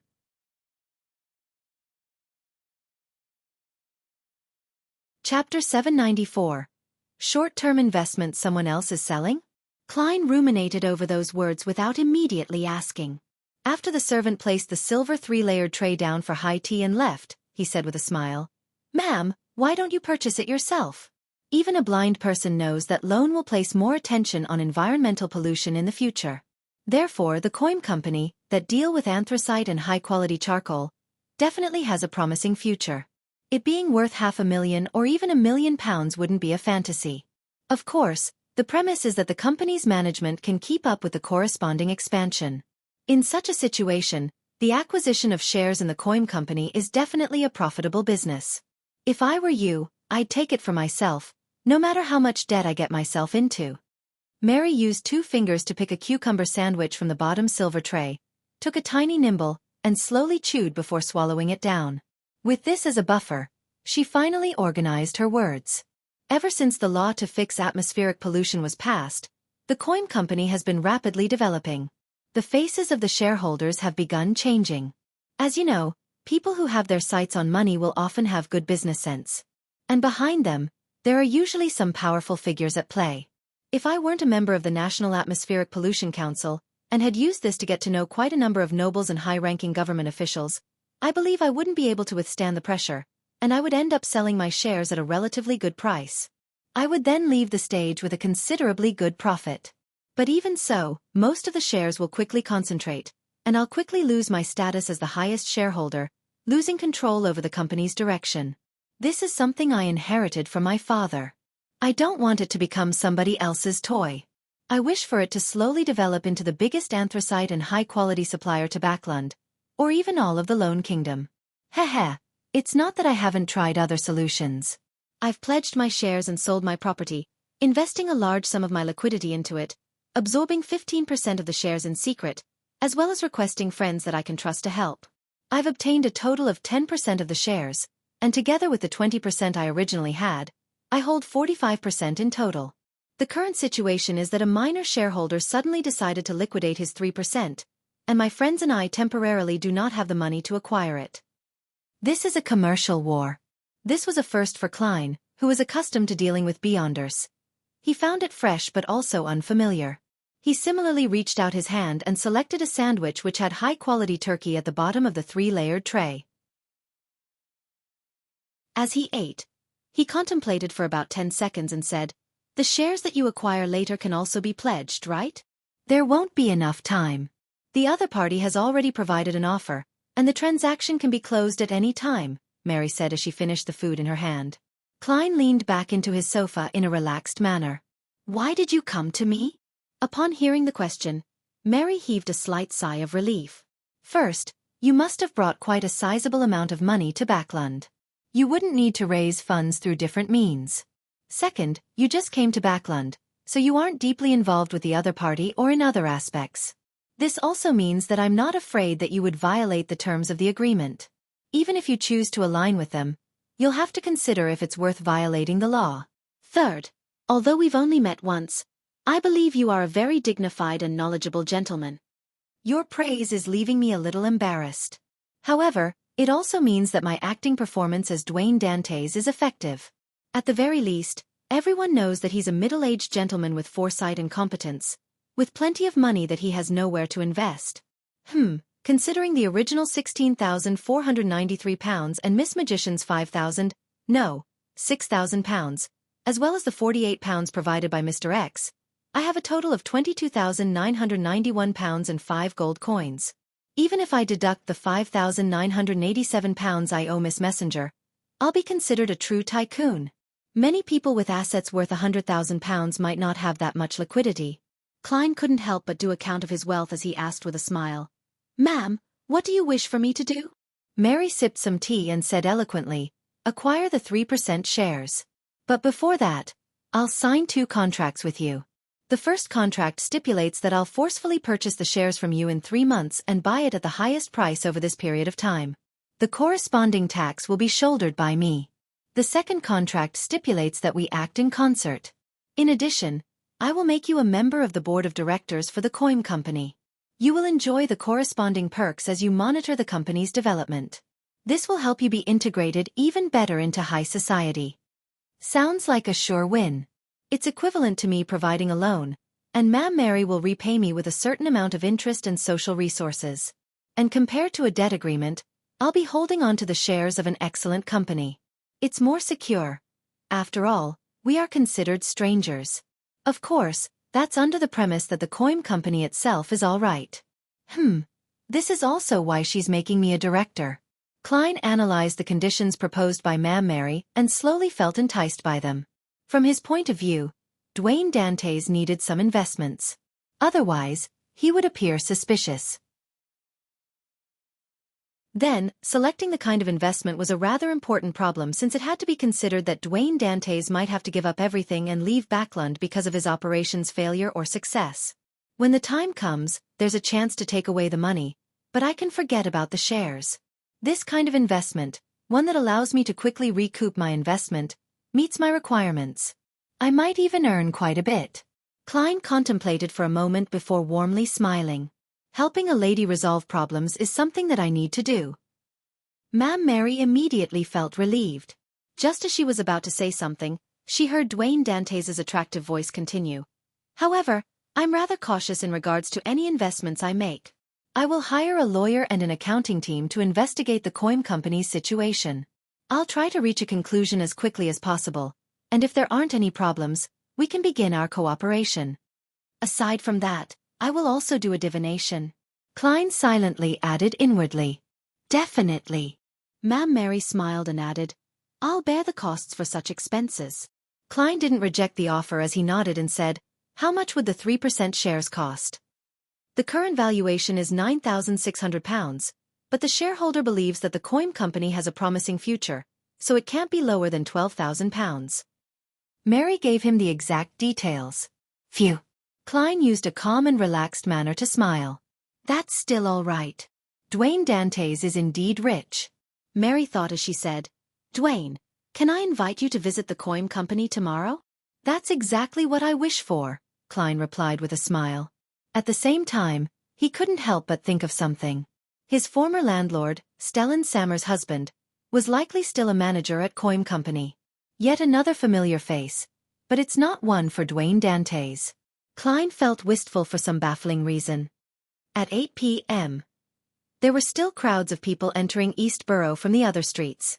Fatigue obviously colored their faces. And this continued almost until 10. Emlyn White had changed into a grayish-blue worker's attire, wore a cap, and hid himself in the alley of the Backland Bridge area while observing the poor that sauntered back and forth. Although he didn't have any experience in disguising himself, he had eyes and brains. Just a short observation was enough for him to discover the problems with his attire. The most important point was that, compared to the poor who had dirty and ragged clothes, the work attire he had bought in the afternoon was too new and clean, easily attracting the attention of others. Emlyn thought for a moment, returned to the dark alley, and reached out his fingers. Using what he had seen, he began tearing open the areas that were easily damaged. Then, he observed his surroundings as his facial muscles gradually distorted into a grimace. With a look of contempt, Emlyn came to the wall, closed his eyes, and began dabbing the dirt onto his clothes and pants. The smell of coal. The smell of rotting mud. Emlyn subconsciously extended his palm away from himself as he covered his mouth with his other hand.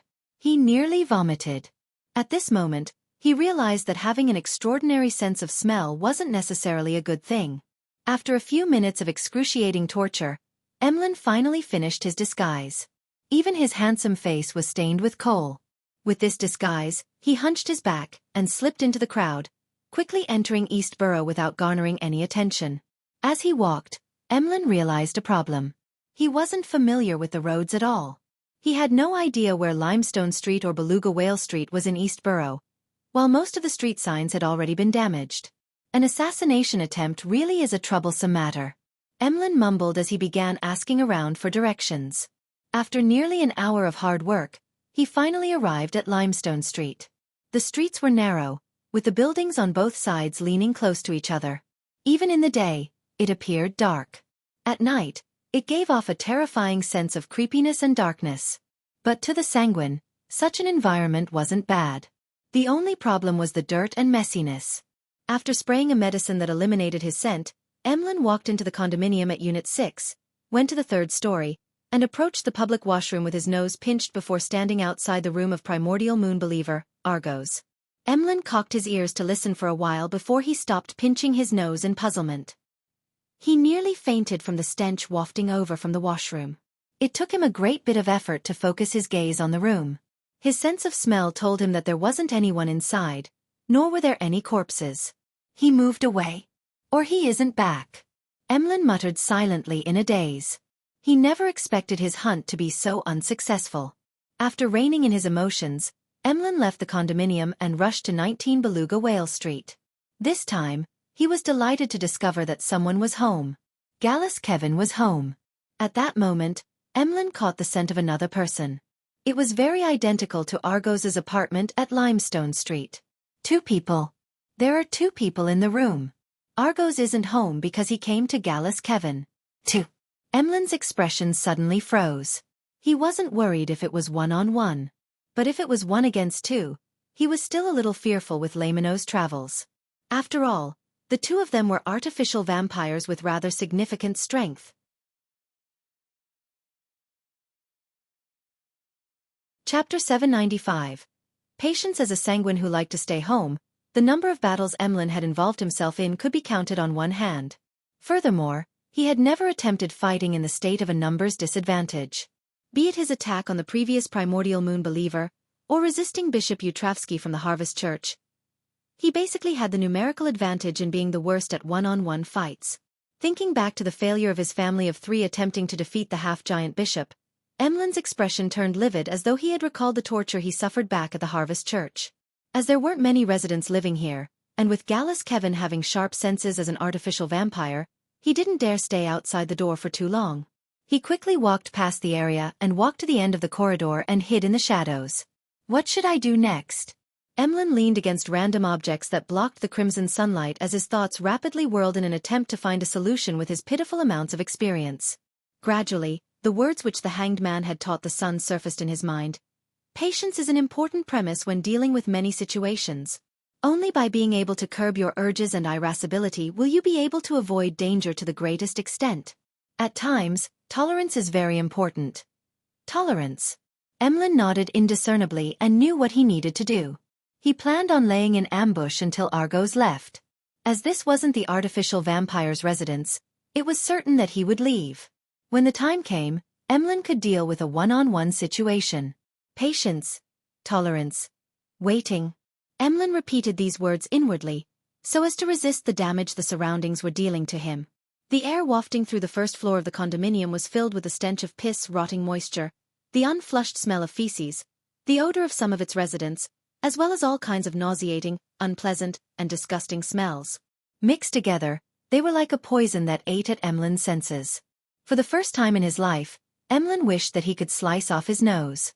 He had the feeling as though he was stuck in an abyss or was in hell suffering torture. Patience. Tolerance. Waiting. He mechanically chanted the principles, finding each second that passed excruciatingly long. Finally, he saw Gallus Kevin's door open. A thin dark brown figure walked out. His cheekbones protruded, and he had a high, sharp, and crooked nose. He was none other than the primordial moon believer, Argos. At that moment, his face had patches of swollen festering that looked disgusting. Indeed, as that young boss Ian said, these fellows wear clothes that are clean and tidy, completely unlike the residents of East Borough. Emlyn became spirited as he watched Argos leave the condominium. After patiently waiting for nearly 5 minutes, he stood up and decided to take action. As his target, Gallus Kevin, was an artificial vampire, Emlyn was rather aware of his opponent's strengths and traits. Hence, he had made preparations in a targeted manner. Gallus Kevin's sense of smell isn't weaker than mine when I just came of age. This actually cannot be confirmed. For him to stay in such an environment, he might have already lost his nose and brains. Besides, his spirituality can't be weak, and he has an innate instinct that's geared towards danger. His vision and hearing can't be too bad either. As Emlyn viewed his opponent with scorn, he consumed a potion and sprayed out a liquid to cover his body's scent again. Right on the heels of that, by consuming the potion and spraying it on like last time, he hid his body in a tire, disappearing as though he had been wiped away by an eraser. In a dark, uninhabited corner, a palm-sized notebook which was bronze-green in color had suddenly appeared out of thin air, as though it had passed through a transparent screen. It began flipping itself almost silently before fixing onto a white page that was filled with astromancy symbols. As these symbols vanished, the surroundings brightened up a little. This was the disruption ability of an astrologer. Then, Laymanos Travels was retracted, disappearing inch by inch as it was completely concealed by the invisible screen. Prepared, Emlyn recalled his plans. He lightened his footsteps and silently arrived outside Gallus Kevin's apartment without approaching the door. The notebook appeared out of thin air once again before being flipped to the door opening page. An illusory sound immediately resounded in Emlyn's mind as it prompted him to reach out a hand towards the wall. At the same time, Emlyn cautiously pulled back Laymanos Travels into his clothes, using his invisible coat to hide it. When Emlyn's palm finally pressed the wall, he saw a ghostly blue, incorporeal blurry door appear before his eyes. It was embedded in the wall, but it also showed signs of masonry at the bottom. Cocking his ear to hear the goings-on inside the house, he took a sniff of the air before taking a step forward. He then passed through the ghostly blue door as if he was passing a screen of water. The scene before him changed immediately. It was filled with walls covered in stains and 3 wooden beds on the side, a worn-out cupboard, and all kinds of miscellaneous items. This was the inside of Gallus Kevin's apartment. As for the ghostly blue door behind Emlyn, it had long vanished as if it had never existed before. Cautiously surveying the area, Emlyn caught sight of his target, Gallus Kevin. This primordial moon believer was a good-looking mixed blood. He had long hair that reached his shoulders, and his eyes were a little red, as though he didn't fully acquire the eyes of a sanguine. At that moment, he was sitting by the side of the bed, staring at the door. His thoughts a mystery. Emlyn circled to his side without causing a commotion. He took out Lamino's travels, which he ensured was in a blind spot, and he flipped to a page that left his fingers slightly numb. It was a yellowish-brown goatskin page. The surface was filled with all kinds of ancient and distorted symbols and patterns. Together, they constructed a figure that looked like a thin tree with outstretched branches. After adjusting his angle, Emlyn slid his finger across the page. Suddenly, silver lightning illuminated the room as if it was daytime. A sizzling sound was heard as the lightning smote Gallus Kevin on the head, charring the primordial moon believer instantly. His body convulsed as his eyes lost focus. The silver bolts of lightning continued snaking around while Emlyn's figure surfaced behind the frozen target's back. He reached out his right palm and clenched his opponent's neck. Gotcha!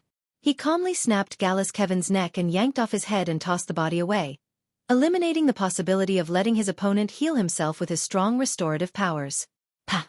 Gallus Kevin's headless corpse collapsed to the ground as blood sprayed everywhere. An artificial vampire lost its life just like that. Emlyn's calm expression was quickly replaced with surprise. He looked at the head in his hand with disbelief. He realized that Gallus Kevin didn't realize what was happening even upon death. Fixed in his eyes were pain and puzzlement. It's that easy? It happened like a breeze? Although Emlyn was proud, he didn't believe that he could finish off an artificial vampire that easily. However, reality told him that it was as easy as a breeze. A lightning strike that can cause paralysis, together with my high movement speed, had allowed me to instantly kill my target. The premise is that he's weak to lightning, allowing him to be easily paralyzed. Also, I had interfered with his spiritual intuition ahead of time and avoided attacking him head-on by passing through the wall. Those were key to my success. After a few seconds of surprise, Emlyn recalled the details and concluded plenty of useful experience. This made him truly realize the potency of matching Beyonder powers, as well as the value of Lamino's travels. It's no wonder Mr. Hanged Man was the first one to have thoughts of renting it. Emlyn reined in his thoughts and looked at the blood that gushed out of Gallus Kevin. His throat couldn't help but move. He hadn't had that much fresh blood in a while. However, he didn't dare drink it. This was because the deceased Beyonder characteristic had yet to appear. The blood would still contain parts of it, and drinking it would easily result in excessive Beyonder characteristics, adding the risk of losing control. This wasn't conducive to his subsequent operations. Emlyn retracted his gaze and surveyed the surroundings. He found a stack of old newspapers and a tiny wooden chest. He planned on using that to store Gallus Kevin's head in. And before that, he sat down and waited for the Beyonder characteristic to appear. 2 minutes later, Emlyn suddenly looked up at the door. He heard footsteps. Immediately after that, he caught the scent of Argos. Why is this artificial vampire back? He returned midway? Emlyn White instantly became a little nervous, unsure how he was going to handle the issue. Thump! Argos knocked on the door from the outside without making a sound. This resulted in an abnormal silence. Emlyn was stunned. He immediately understood that Argos had caught scent of the blood and knew that something had happened inside. What should I do? Rush out and finish him? No, others will see me if I do so. I would then be caught by the official Beyonders. Emlyn instinctively took out a potion and planned on hiding himself again. Suddenly, he had an idea. Exhaling silently, Emlyn placed Gallus Kevin on the bed as he drank an invisibility potion and spewed out the corresponding amount of liquid. Slowly and very gently, he moved to a corner of the room and hid there. This way, it made it seem like the assassination was completed and that the murderer had long fled the scene. As time passed, aside from the occasional passing by of the residents, there was silence both inside and outside. Suddenly, Gallus Kevin's window creaked open as a pair of eyes shot its gaze inside. After careful inspection, Argos, with a festering face, leaped into the room and slowly walked to the corpse which was still indistinctly expelling the Beyonder characteristic. In the corner, Emlyn White secretly took out Lamino's travels while Argos wasn't looking in his direction. He flipped to another page of Lightning Strike. At this moment, Argos's sight landed on the bed and on his companion's head, as well as the stack of old newspapers and the tiny wooden chest. His pupils suddenly constricted.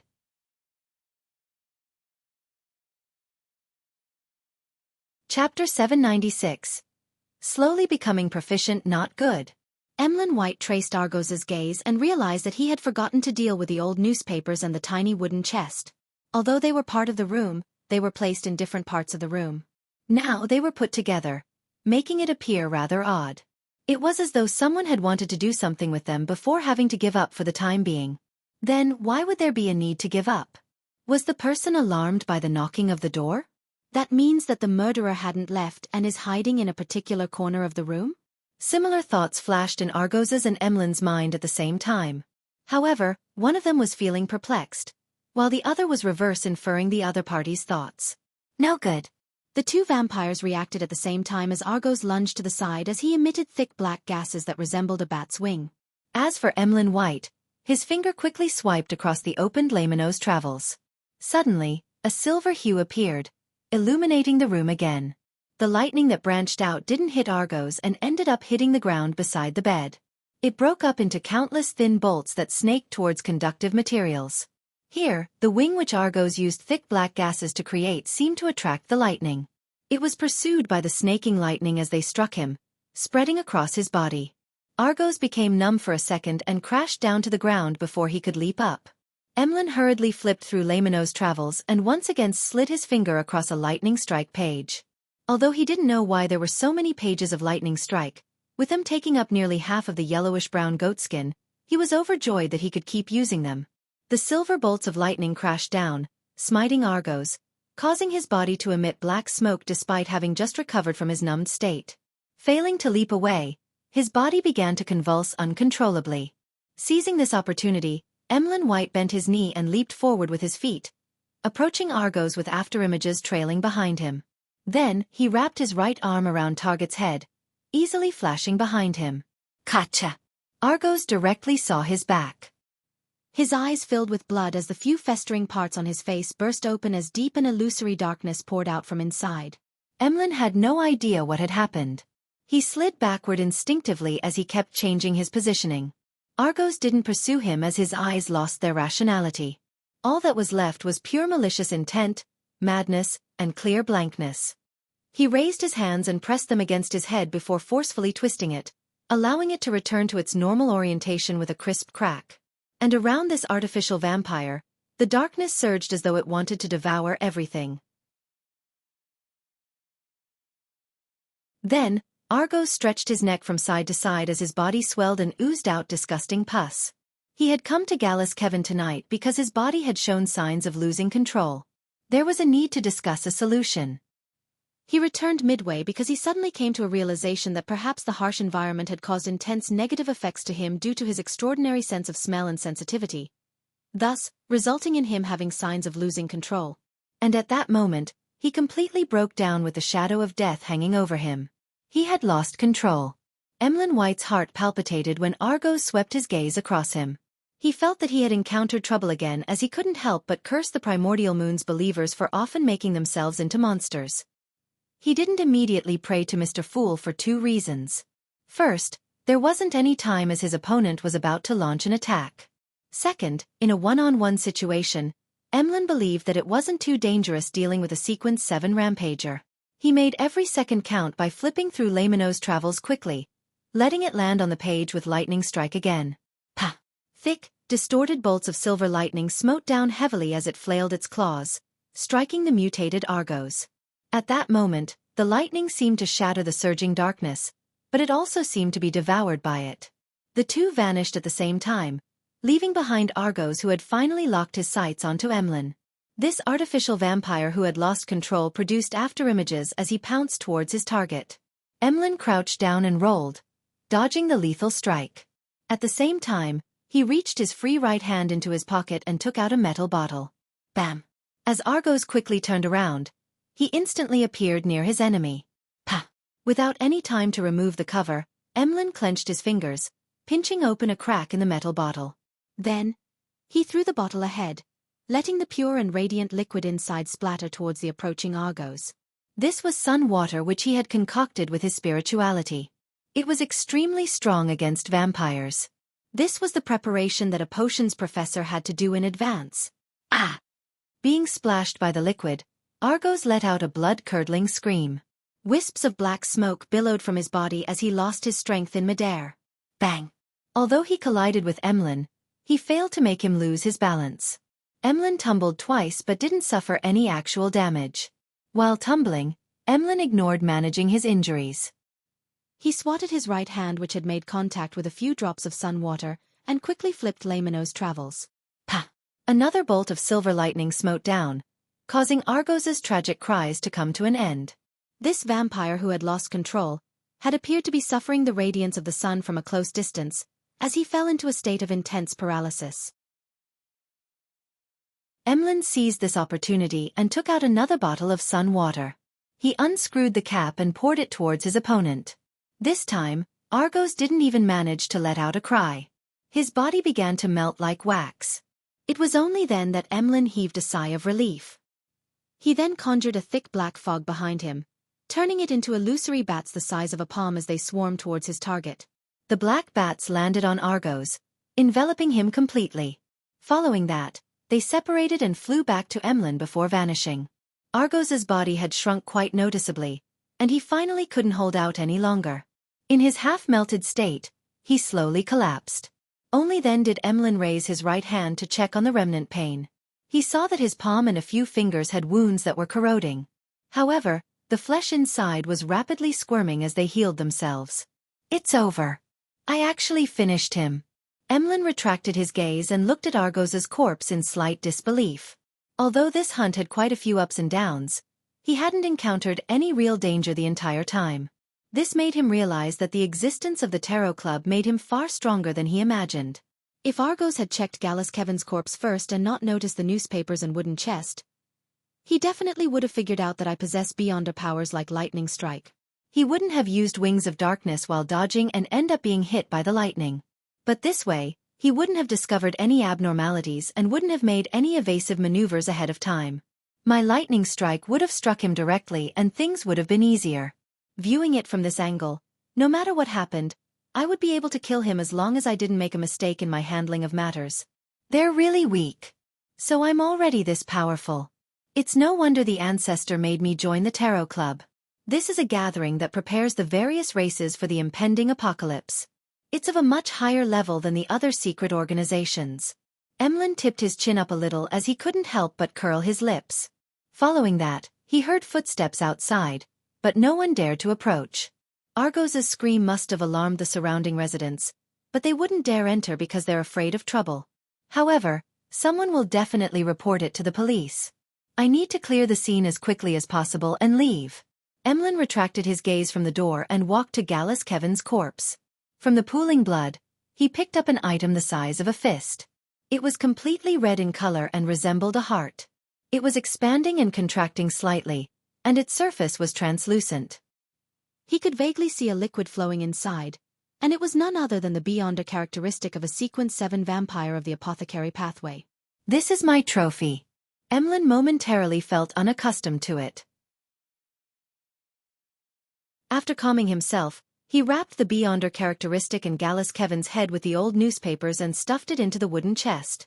After placing the wooden chest to the side, he yanked Argos's head whose form looked nothing like before.